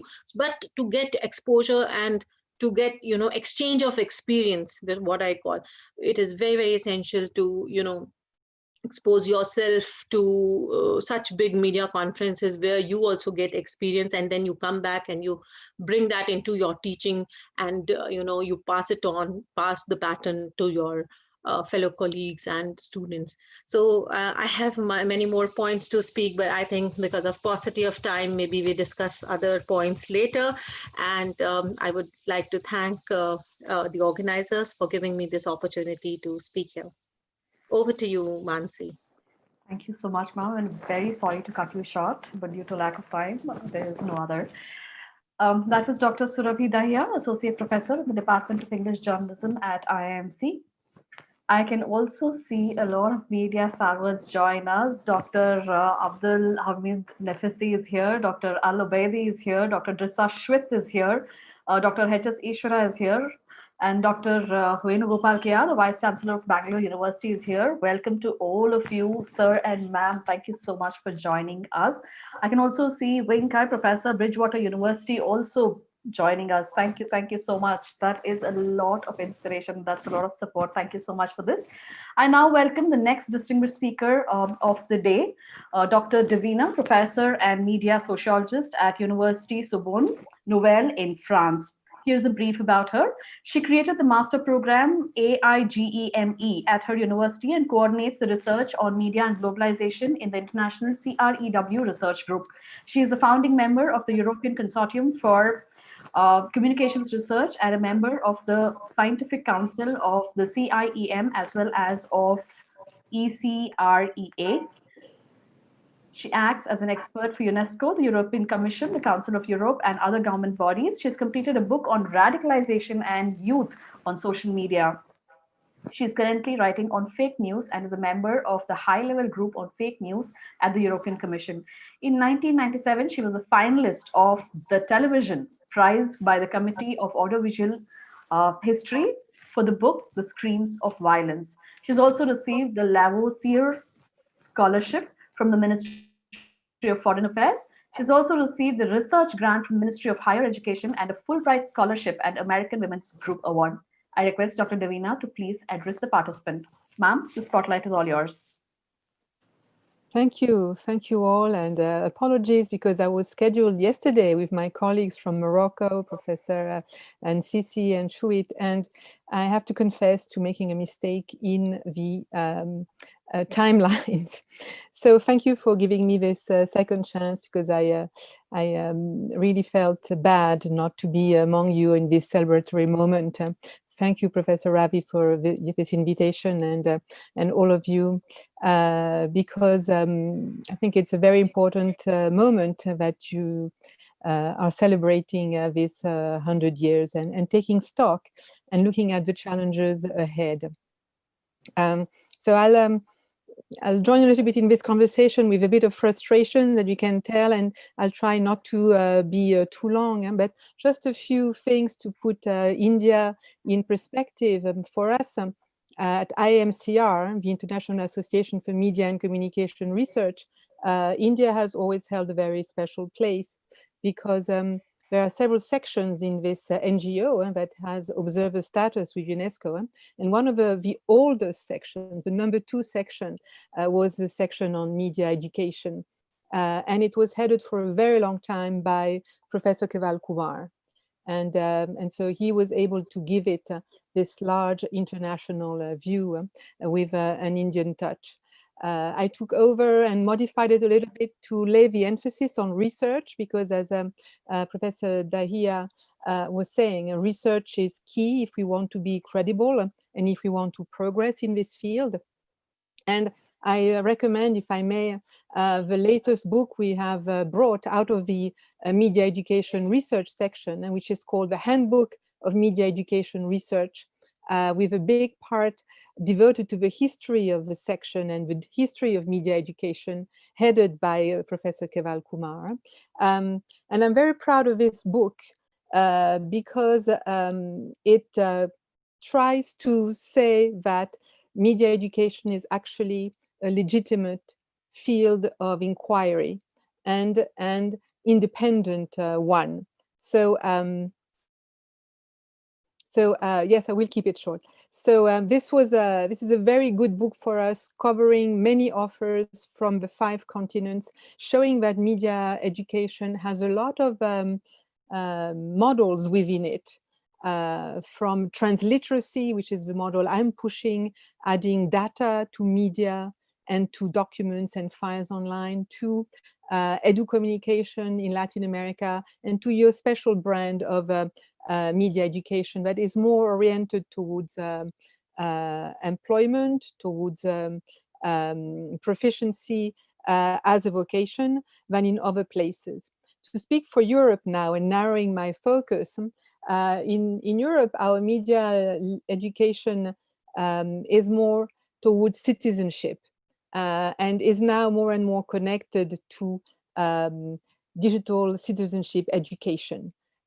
Because we are trying to move media literacy from a pre-digital world where it was looking mostly at journalism and the press to this post-digital world almost, where we are data-driven and where media are data-driven, and that has been said before, is much more present in everybody's lives, including jobs.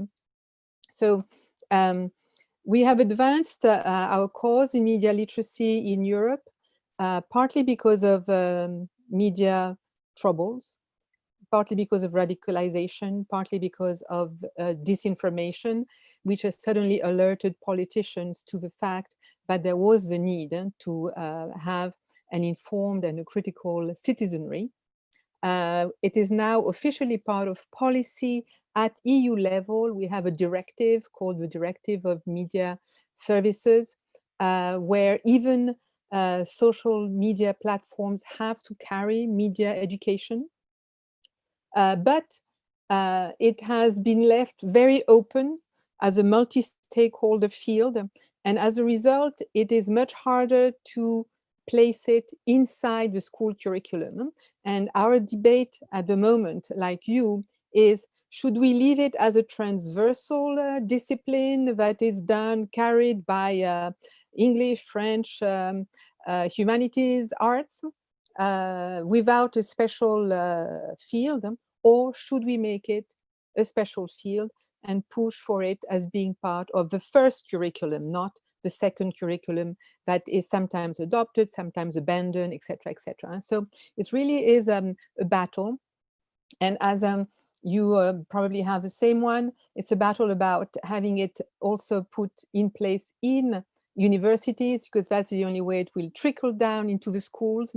But in Europe, and especially in France, where I am from, the choice has been made to zero in secondary school from age 7 to 17. And as a result, not much is being done at university. We have a few master's programs that are specialized in media education per se, maybe 2 or 3, which is very little for the country and for the contemporary needs. So we are discussing at the moment to see if there could be a profession teaching media literacy. We are zeroing in actually on something different from you. We're not looking at journalists, we're looking at librarians, because each school has libraries. And as our colleagues from Morocco will remember from our 2011 meeting in Fez, we've adopted with UNESCO media and information literacy, in which we consider that media literacy can also be carried through libraries, because library sciences also deal with current documents that are online, all kinds of types of files, from PDFs to JPEGs to whatever, all formats. And we can have an alternative team of educators there, and a pool that is already effectively trained, even though media literacy is not yet officially in the first curriculum. So this is where we are now in Europe. We are trying to push a model of pedagogies that remains project-based, and of course it doesn't fit very well with program-based models of schools, you know, very organized syllabi. And so we're trying at the moment as researchers to look at what a syllabi would look like. And with my NGO called Savoir Devenir, we've actually provided the last 3 years of high school with a syllabi 10 themes that are specific of our field, that are core issues in media literacy, stereotyping, hate speech, freedom of expression, disinformation, etc., privacy, to give teachers the courage and the capacity to deal with these topics at length with young people and with projects. And I agree with Dahia, Professor Dahia, that it's very important that we remain also project-based, that we share our best practices, and that we learn from each other across boundaries, because we also share media as trans-border artifacts for knowledge and not just for entertainment. So I'm hoping to learn more from you and hopefully to share more with you about how to go forward. But forward we must go. Thank you for your attention.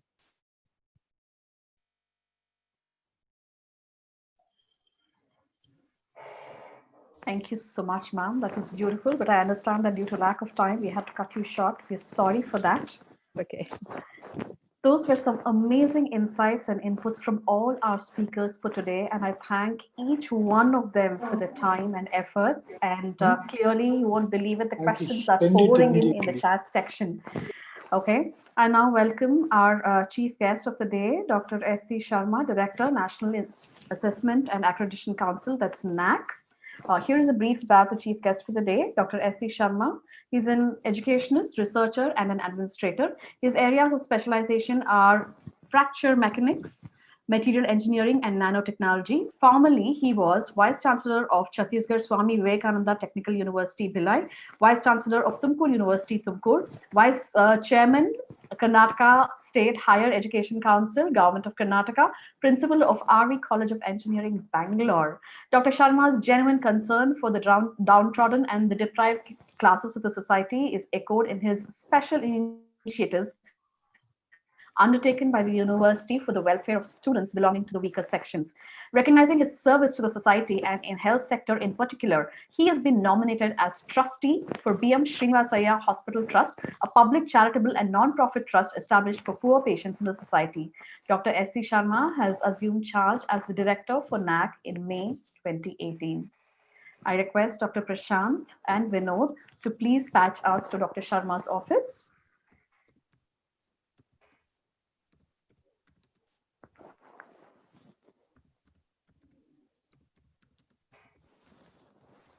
Good evening, greetings.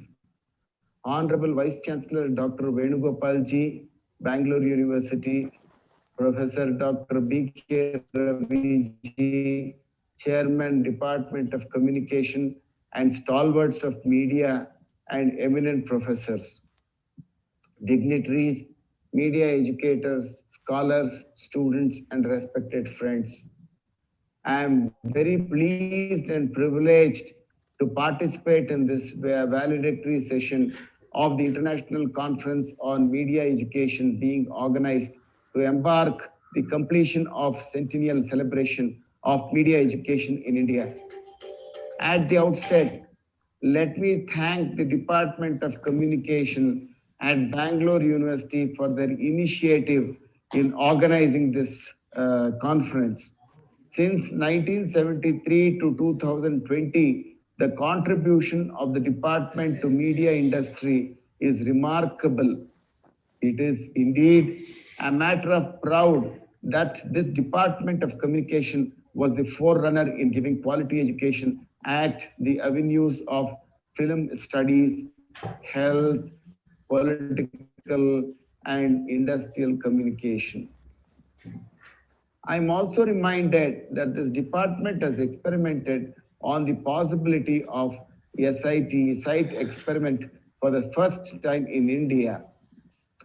Let me thank Honorable Vice Chancellor Dr. Venugopalji, Bangalore University, a great dynamic leader and a great academician, and also Professor Dr.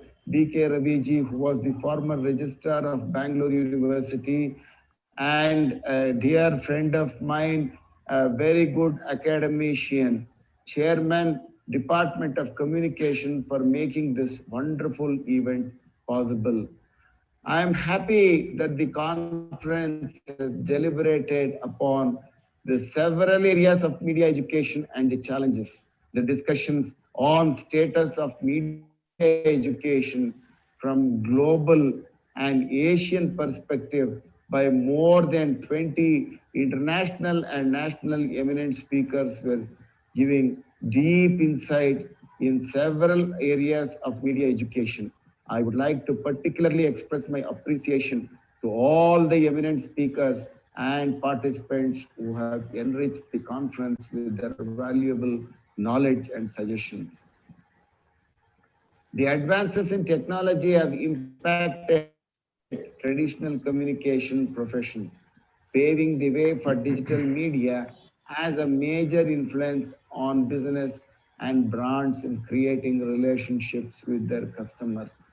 The future of media is continuing to turn to digital media for entertainment, news, and business, which translates to major opportunities for businesses.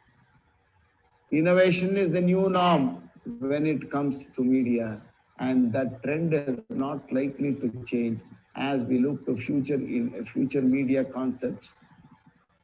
Digital media continues to evolve as new tools emerge. Consumers make new demands, and the quality and accessibility of the technologies improve. The rise of mobile video, virtual reality, augmented reality, and the more refined use of data analytics will all influence the future of digital media. As we look into the future, we see a great positive trajectory for media education and qualitative research.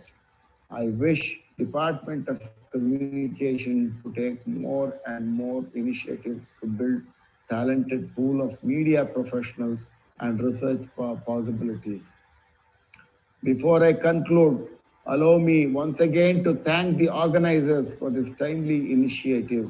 I once again sincerely appreciate the dynamism and the initiative taken by my dear friend, Dr. Venugopalji, Vice Chancellor, Bangalore University, and a sincere and a great academician, Dr. B.K. Raviji, former registrar and present chairman of the department. Thank you and best wishes. Thank you so much, sir. That was Dr. Sharma, Director, National Assessment and Accreditation Council, our chief guest for the day. Thank you, sir, for keeping it short. Thank you so much. We really appreciate it.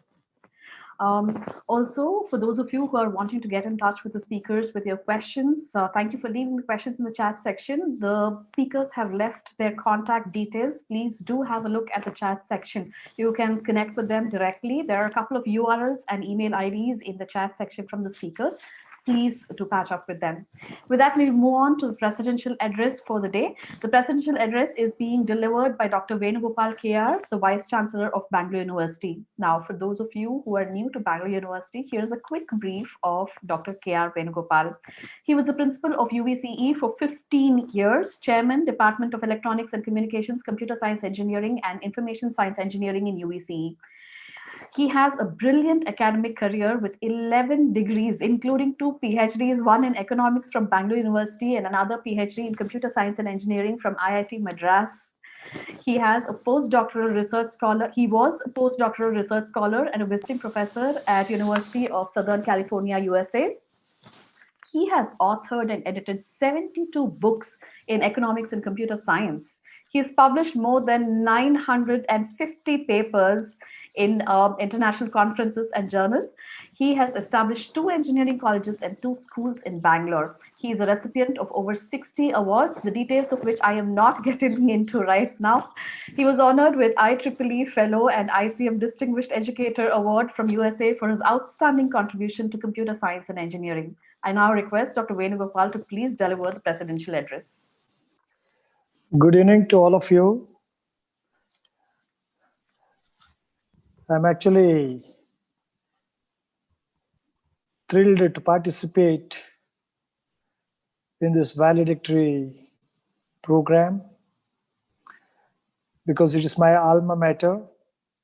I did my mass communication in the year 1984. And Professor B.K. Ravi was my colleague at the Department of Mass Communication. And I was very impressed by Divina, her presentation, and also Surabhi and Professor Rishi Sharma. I was able to get a feel of what is happening in the media industry over the last 100 years. But now, education in media can be in any media. It can be anytime, anyone, anywhere, any device, any amount, and any language. You can speak in French, and I can listen in English. So the media education has transformed itself over this 100 years. It has a profound and explicit impact on the society, and it is central to economic, political, cultural, and social life. The importance of media in the present society demands well-trained communicators and professional, ethical, and moral responsibilities. The Second Press Commission Chairman, Justice K.K. Matthew, said that appropriate mass communication and journalism training in English and regional languages are essential in order to vigorously develop media systems and professionals in India. The century-old media communication started its journey from print media to recent digital media, electronic media, social media, visual communication, instant media, data-driven journalism, etc. As media communication evolves, it has witnessed an exponential growth in its form and techniques. Television, film, radio, music, gaming, animation, print media, web media, internet, and all aspects of entertainment and media industry have transformed their technology, formats, and content patterns. In this backdrop, the multifaceted and interdisciplinary media education has to focus on skill learning and attitude building. The media student has to be trained in culture, sociology, political science, and economics apart from specializations such as sports, business, science, education, etc. The media education should focus on organized general media instructions at undergraduation and specific vertical enhancement at the master's degree level to meet the ever-growing demands, dynamic demands of the media industry. The media education in India is celebrating its centenary year in 2020. It was during the colonial era, the then President of the Congress, Dr. Annie Besant, through Theosophical Society, introduced the first and a short and checkered journalism course at the National University at Adyar, Madras in 1920. It was restarted in 1938 at the Aligarh Muslim University with a certificate course in journalism. However, the formal journalism course was started in 1941 at Punjab University and later at the University of Calcutta in 1948. In 1951, the Maharaja College of Mysore offered journalism as one of the 3 optional subjects. It was only in the year 1965, with the support of UNESCO, a state-of-the-art Indian Institute of Mass Communication was established at Delhi. At present, there are hundreds of universities, thousands of colleges, and other professional organizations offering formal media education. The media education has moved from information society scarcity to information abundance and has witnessed multiplicity of media platforms. Globalization has thrown up challenges as well as opportunities, which has metamorphosed media content and platforms from local to global.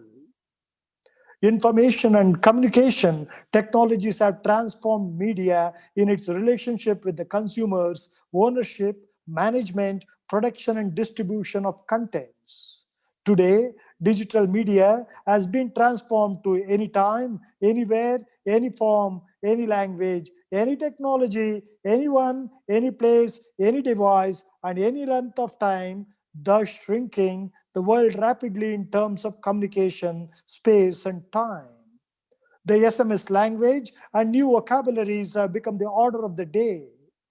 Social media such as WhatsApp, Twitter, Instagram have revolutionized communication media. Machine learning and artificial intelligence have enabled machines to communicate with each other and also with human beings. While Internet of Things, data journalism, web series have opened new horizons in media industry. The changing media structure, civil society, active participation role of the consumer as content producers, expansion of public relation assistant at all levels, content writing, e-marketing, content production, etc. have demanded a new range of skill set from media students. There are a large number of media institutions offering a variety of courses such as certificate course, diploma, PG diploma, undergraduation, post-graduation, vocational courses, short-term courses, doctoral and postdoctoral programs. There are formal, conventional educational system, distance education pattern, and non-recognized short-term training programs. In addition, media organizations such as Indian Express, Hindu, Times of India, and TV9, etc. have been training media aspirants. There are courses on different thematic range, such as journalism, mass communication, cultural studies, media management, filmmaking, graphics and animation, advertising and marketing, communication, public relations and corporate communication, health communication, visual communication, data journalism, media research, broadcast journalism, event management, and most of these courses demand technical training, practice, and internships. The smart campus and smart classrooms with flexible seating arrangements, personalized learning, bite-sized learning, blended and flipped class learning, digital storytelling, augmented reality, wireless and nudge technology, project-based learning, collaborative learning, creative thinking have modernized media education. We have still a long way to go in terms of research, publications, and citations in order to compete globally. The digital evolution has revolutionized the media industry, which has moved from physical offline print media to digital platform, that is electronics, social, instant online media. The consumers have switched onto breaking and instant stories, cutting down from long to short stories. The digitally intoxicated younger generation addicted to social media, Twitter, Facebook, WhatsApp, Instagram, email, and blogs has churned the media industry that has provided an opportunity for everybody to be a journalist, photojournalist, or a photographer. The newsroom has moved from boardroom to drawing room and now to virtual room. The media corporates who are not seeing eye to eye have moved from competition to cooperation. The organizations have moved from advertisement to pay consumption model, pyramid to flat organizational structure, story to data-centric model, one with work from home and reduced salary to employees as manifested into digital trauma or digital divide syndrome.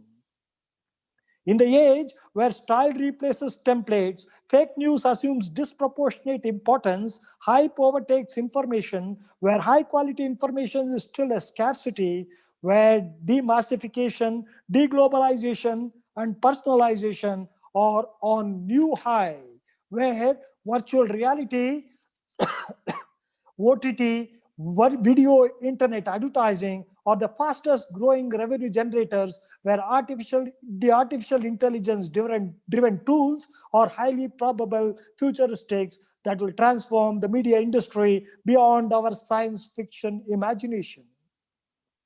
The present global pandemic, where social distancing is the new closeness, has transformed the media industry that demands multitasking professionals who should be doing the work of a reporter, photographer, videographer, presenter, video editor, social media manager, page maker, etc.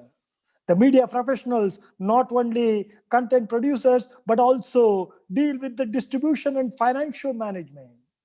The expansion of digital media and the rise of social media have posed vast opportunities as well as challenges. Therefore, the media courses need to be redesigned to cater to the professional requirements. The new courses such as digital media, social media management, artificial intelligence, data journalism, etc., have led to the convergence of culture, language, knowledge, data, and information. The educational institution at all levels are under compulsions to transform the classroom content delivery to online platform. This requires the expertise of video production, online content management, etc., that are taught as part of media courses.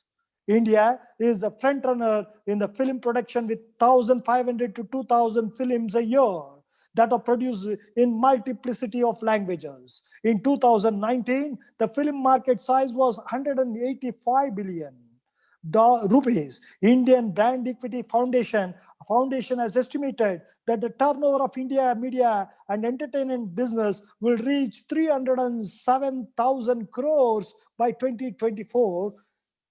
India is ranked at 15th in the world in music industry and is expected to enter into the top 10 music markets by 2022. It is very interesting to note that the exponential growth witnessed in the recent years with respect to OTT platforms, Amazon Prime, Netflix, etc. The online video consumption in Indian languages constitute more than 95% in 2 or 3 tier cities. The number of film training institutions and enrollment in these institutions so that there is a demand for formal skill orientation. The media schools can cater to this demand by creating the industry and job-oriented syllabus and pedagogy. The graphics and animation industry in India is growing at a pace of the IT industry, ushering the growth of new career options.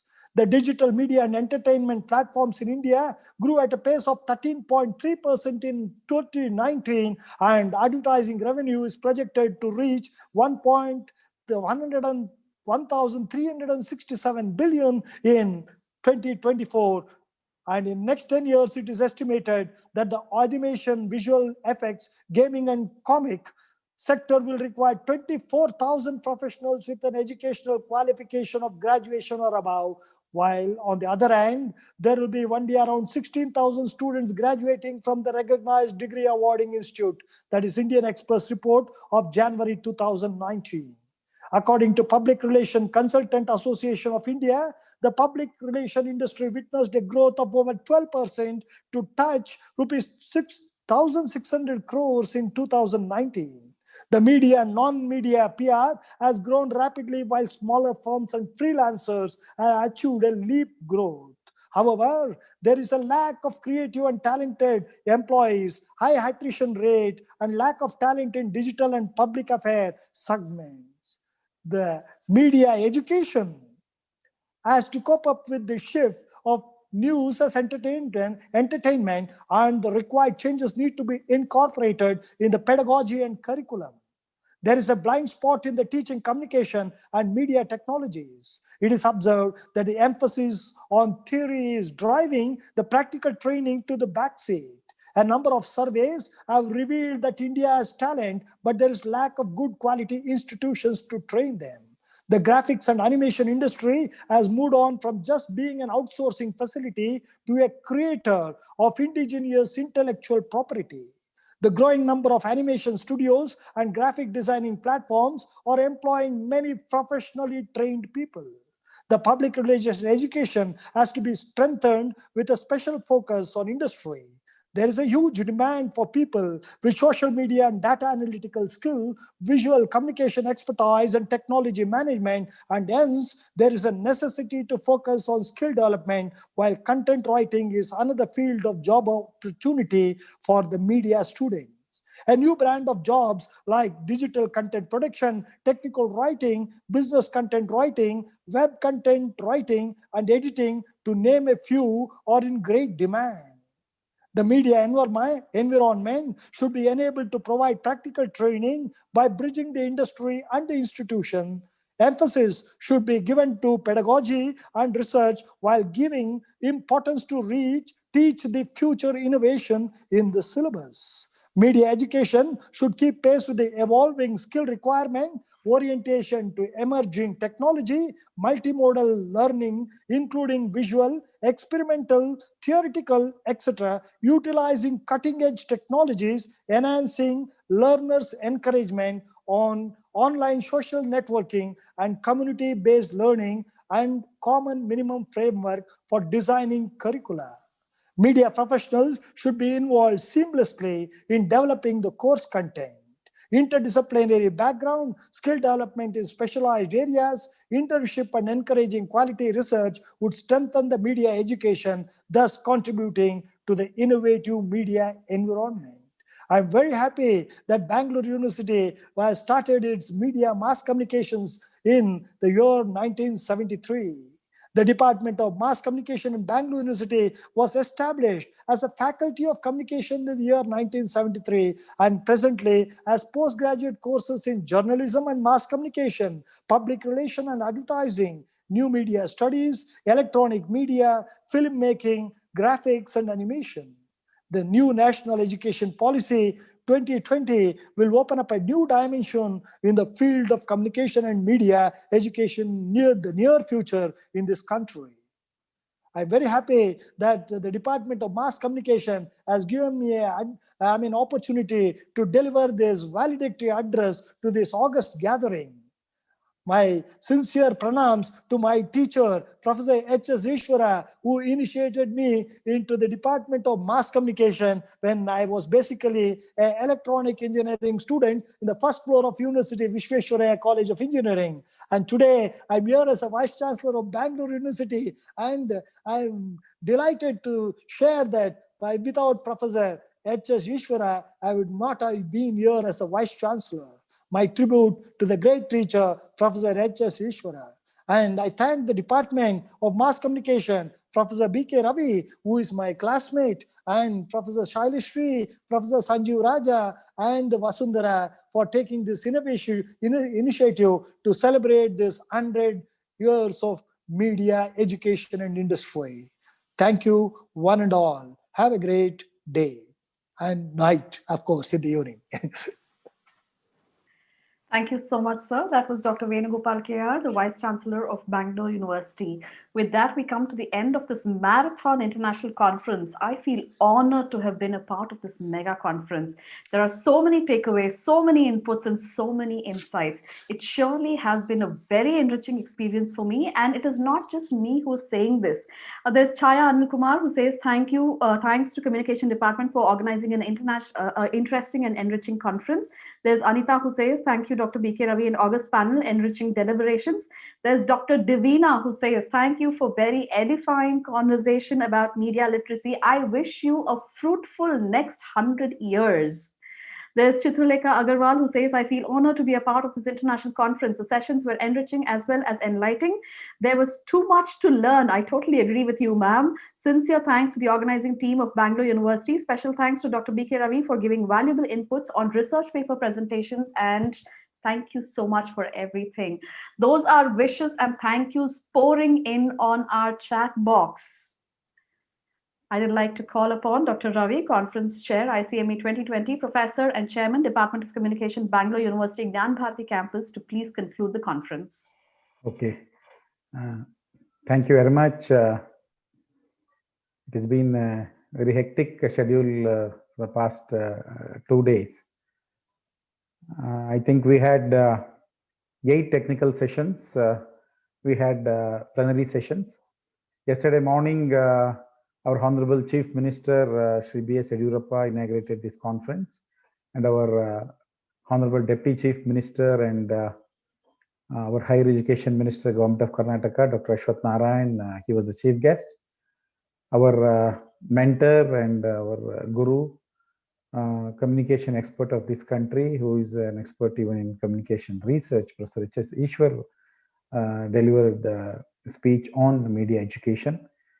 Dr. Usha Raman, the Vice Chairman of IAMCR, she delivered the keynote address, and the function was presided by our Honorable Vice Chancellor, Professor K.R. Venugopal. So in the evening, we had an exclusive plenary session on the status of media education, a global perspective. Dr. Jabbar from Bridgewater State University, he presented his views. Dr. Drisya Chaut and Dr. Abdel Nifisi, they also made their presentation. It was an excellent session on the status of media education, a global perspective, where all of them, they spoke on the media literacy, and Professor Jabbar gave quite a lot of insights about the American media, what exactly is happening in the United States of America. Today we had the plenary session too. Again, it was in the morning. We discussed about the status of media education, a South Asian perspective.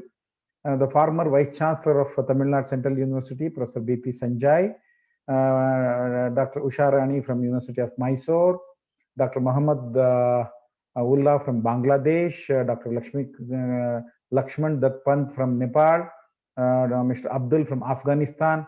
It was a very marathon discussion on the South Asian perspective of media. So today evening, we had an exclusive session on the status of media education and Indian perspective, where Professor K.V. Nagraj and Dr. Gopalan Ravindran, Professor Upendra Padi, and Dr. Surabhi Daya, along with Dr. Narsimurthy, the in-charge Vice Chancellor of Bangalore City University, they participated. So there were 8 technical sessions. One technical session was chaired by me and my 2 colleagues, Dr. Sanju Raj and Dr. Shailashri. The other technical sessions were chaired by Dr. Balasubramanya Raja from Tirunelveli, Professor Niranjan Vanali from University of Mysore, and Dr. Muhammad Ali from University of Calicut. So we had almost 8 technical sessions and around 100 research scholars. They made their presentation. It was very hectic. We started yesterday morning exactly by 9, and still it was a marathon session. And I think we had the cream of speakers where we have discussed quite a lot of subjects. And yesterday, Dr. Divina couldn't make it, and I think I was with her in Fez when we attended a international conference on media literacy, and she's a great scholar who has worked very much on media literacy, and she was also the vice president of our IAMCR for a very long time. She was the vice president. So today I requested her, because of some time confusion, she couldn't make it, and today I think I have to thank her. In spite of her busy schedule, she made it. We're very grateful to you, madam, for delivering an excellent lecture.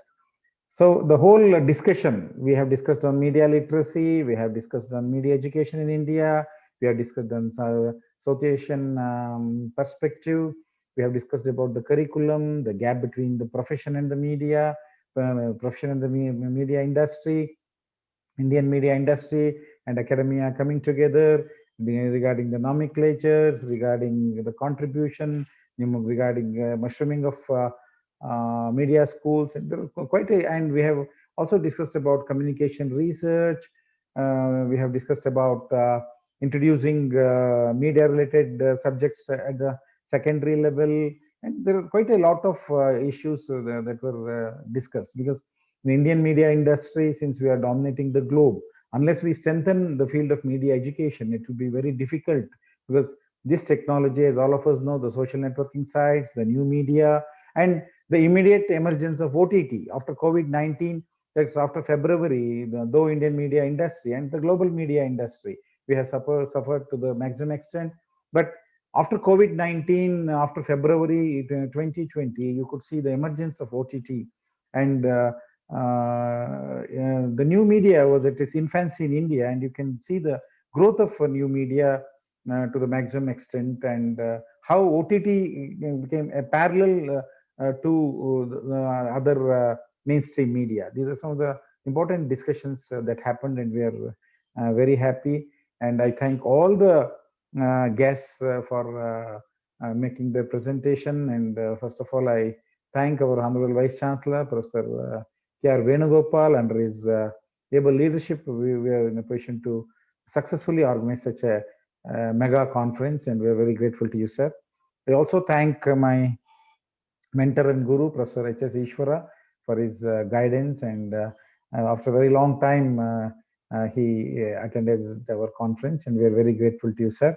And I also thank all our guests, Dr. Abdul Hamid Nifesi, Dr. Drisia, Dr. Divina, and our friend from Bridgewater University, Dr. Winkai. And I'm also very grateful to Professor Jabbar, because regularly we are in touch, and I thank you for your excellent cooperation. And I thank all the experts, all the scholars, and even Surabhi, in spite of her busy schedule, she made it. I have to thank Professor K.V. Nagraj, Professor Upendra Padi, and Dr. Gopalan Ravindran, and there is quite a big list I have to thank, and even Dr. B.P. Sanjay, Dr. Usharani, and friends from Nepal, Bangladesh, all of us, all of them made it. We are very grateful to you. And I think it is my responsibility to thank my colleagues, Dr. N. Sanjeevraj, Dr. B. Shailashri, Dr. Vasundhara, and our research scholars, Dr. Prashant, Vinod, Manjunath, and there are quite a big team who has really worked with us. A lot of research scholars, they have worked day and night for the success of this conference. And maybe before we conclude, I think this international conference, we have taken certain decisions, and some of the experts, they feel that there should be regulations to look into the uniform media education in this country. Mushrooming of media schools needs to be taken seriously. Even an apex body like UGC should think over about the media education. And my urge on behalf of all media educators is, if possible, on the lines of Medical Council of India, I think UGC can think of having what is called the Media Education Council of India. And as Dr. Surabhi plays a very important point, just like our technical courses like MBA, all our media courses should be considered as technical courses. Is the first and foremost point which we have to keep in our mind. And second thing should be on the lines of NEET and on the lines of other competitive exams, just like they place the students for technical courses and our MBA courses, even media courses. All India Common Entrance test should be conducted, and based on that, admission policy needs to be drafted. So on these lines, I think all media educators should join hands together to bridge the gap between the media industry and the academia. Apart from that, we may have to think. I don't suggest the fact that there should be only uniform syllabus. No, each university, each institution should be given autonomy. They should be free to have their syllabus. But we need to have a framework, what to be included and what not to be included. What is the percentage of preference that should be given to the technology? What should be the content? How we encourage the creativity among our students? And what is the placement rate? And unless we strengthen media education, why we repeatedly tell this is because in a developing situation, since media literacy we have not achieved to the maximum extent, still we are achieving media literacy. under this juncture, it is high time we have to strengthen media education. We have to strengthen the field of media literacy, media and information literacy, so that we can definitely build a strong society. Wherever you have a healthy media, definitely you can build healthy society, the strong nation. So I think these are some of the important factors which I wanted to place. And once again, I thank one and all the invitees, all my participants. And when we announced on the International Conference on Media Education, I think a lot of people responded. There were more than 1,000 registrations from different parts of the globe, and there were 100 abstracts which were presented from different parts of the globe. Scholars from different countries, they came forward, including Cairo to Colombo, and from United States to Germany, France. There are quite a lot of people, and I'm also thankful to our partners of our Bridgewater State University. Regularly, whenever there's an invitation, they make it a point to attend. So we are very grateful to all my friends in Bridgewater State University, United States of America. Once again, I thank one and all. I have to thank Manasi also for excellent comparing. And I think the list is very big. Even if I forget somebody, please don't mistake me. And maybe in the coming days, let us all join hands together, because again, this COVID-19 is sending again alarming signals even in different parts of the world. So in coming days, this virtual technology has made us all to come on a one platform. So once again, I thank Dr. Venugopal, the Vice Chancellor, and all the authorities of Bangalore University for supporting us, and all my colleagues of our department, my students, research scholars, participants, and friends from media and friends from the Indian media industry. Thank you very much. We are very grateful to you. Let us join hands to strengthen the field of media education. Maybe in the coming years, let us also strengthen what is called media and information literacy, so that a healthy society, if we build a healthy society, definitely we can build a strong nation. As Indians, we have the concept of praying for the globe. We say Vasudhaiva Kutumbakam. We don't consider our country as a unit. We consider the whole globe as a unit, and we pray for all the citizens of the world.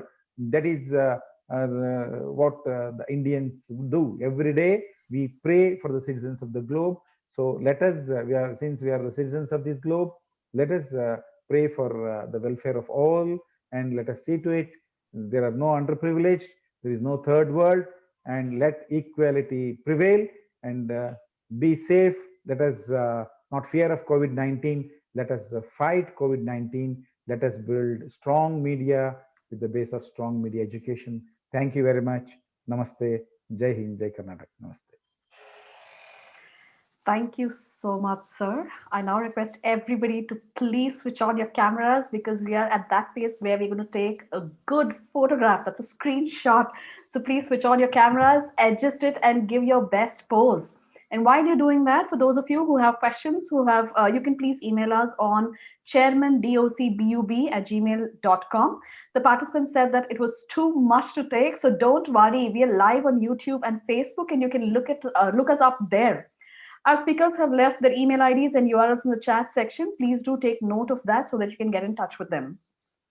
I now invite Dr. Vasundhara, Assistant Professor at the Department of Communication, Bangalore University, to please deliver the vote of thanks. In the meantime, I request all of you to please turn on your camera and smile. Thank you, Mansi. Good evening, everyone.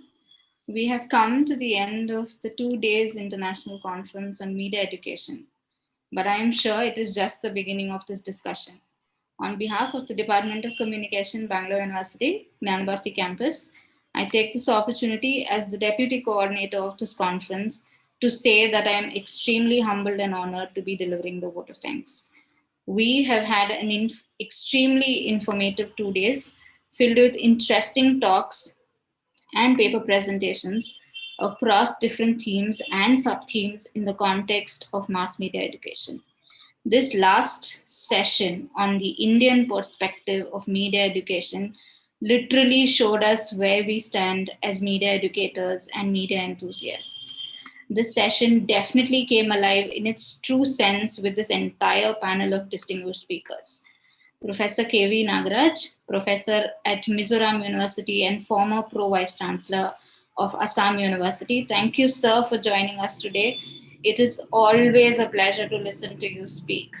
Thank you for bringing in the realization that educating the media educator is of prime importance today, and also looking at how electronic media has changed the way journalism is understood and is also affecting the pedagogies. Thank you, sir.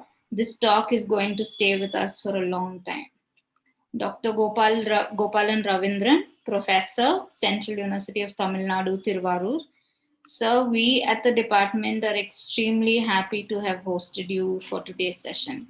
Your ideas on reaching a state of non-media and how to sustain media institutions now so that we can survive the same for the future is definitely thought-provoking. Thank you, sir, again. Professor Upendra Padi, Director, Institute of Media Studies, Utkal University, Bhubaneswar, Odisha. Sir, your talk on how the media industry has contributed much to the area of media education is definitely a problem we all need to ponder over. And how we are still struggling to get an identity as a major discipline in education is extremely troubling. Thank you, sir, for sharing your perspective with us.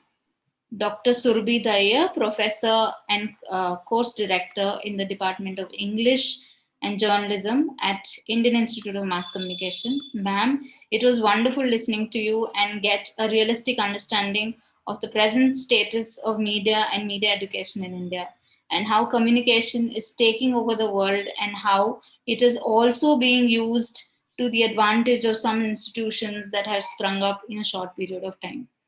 Thank you for bringing up all those issues in the industry and academia in your talk today. Thank you again for being with us.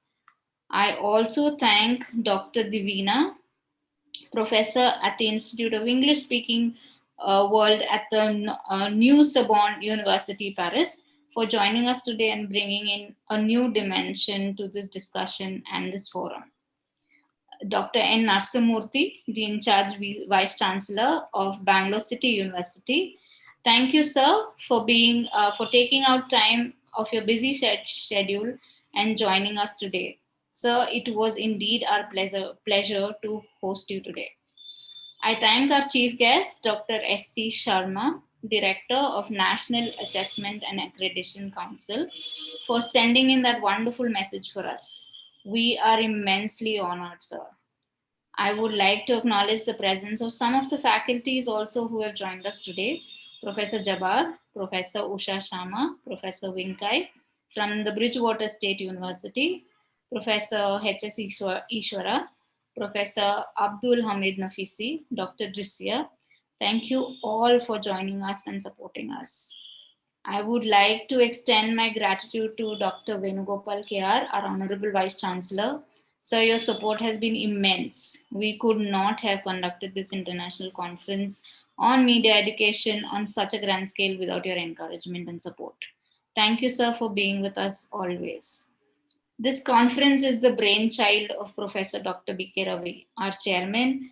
I would like to take this opportunity to thank you, sir, not just for encouraging us and telling us that we can do this, but also for standing by us and putting in so much effort for days together to work and make this happen, and also making this conference a huge success. Thank you so much, sir. The conference coordinators, Dr. N. Sanjeev Raj and Dr. B. Shailashri. Thank you, ma'am. Thank you, sir. We are privileged to have you both mentor all of us and help us with coordinating everything. Thank you so much again. I would like to extend a huge thank you to our amazing technical team members. Dr. Prashant, thank you for putting up with me and all the queries so patiently without losing your mind, even at the most grimmest of situations. And Vinod, thank you for standing by Prashant and supporting him with all your technical expertise. Thank you guys once again for keeping us literally alive on screen.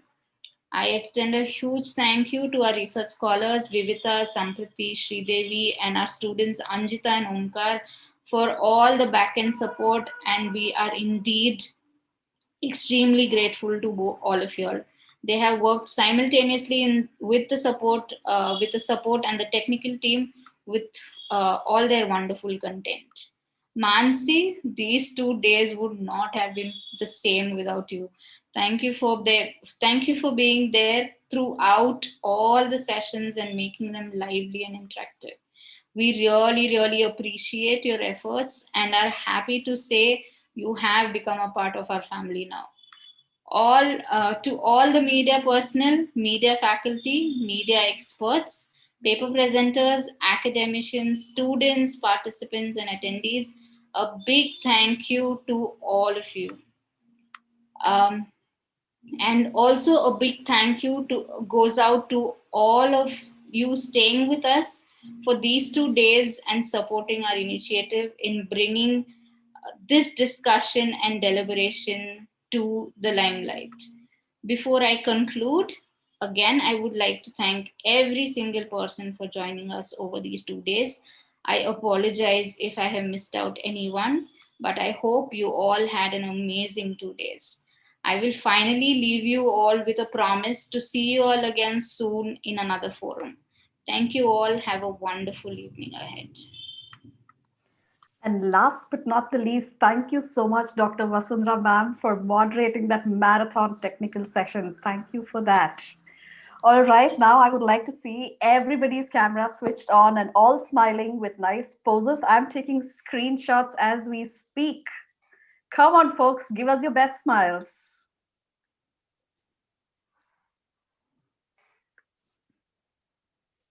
Whoa, I have 3 screens, 3 screens. That's wonderful. Best smiles, please, and the best poses, please. Thank you all. Thank you so much for that. I want to say thank you, everybody, and good night. And yes, good afternoon and good morning to people from the other end of the world and other end of the globe. Thank you so much. We'll catch you soon with such conferences from the Department of Communication, Bangalore University, because as Dr. Ravi promised that we're going to have a whole year of celebrations for the centennial. So we'll catch you soon. Good night, and remember to stay safe. So bye. Thank you. Thank you, Professor. Thank you very much. Thank you, sir. Thank you very much, sir.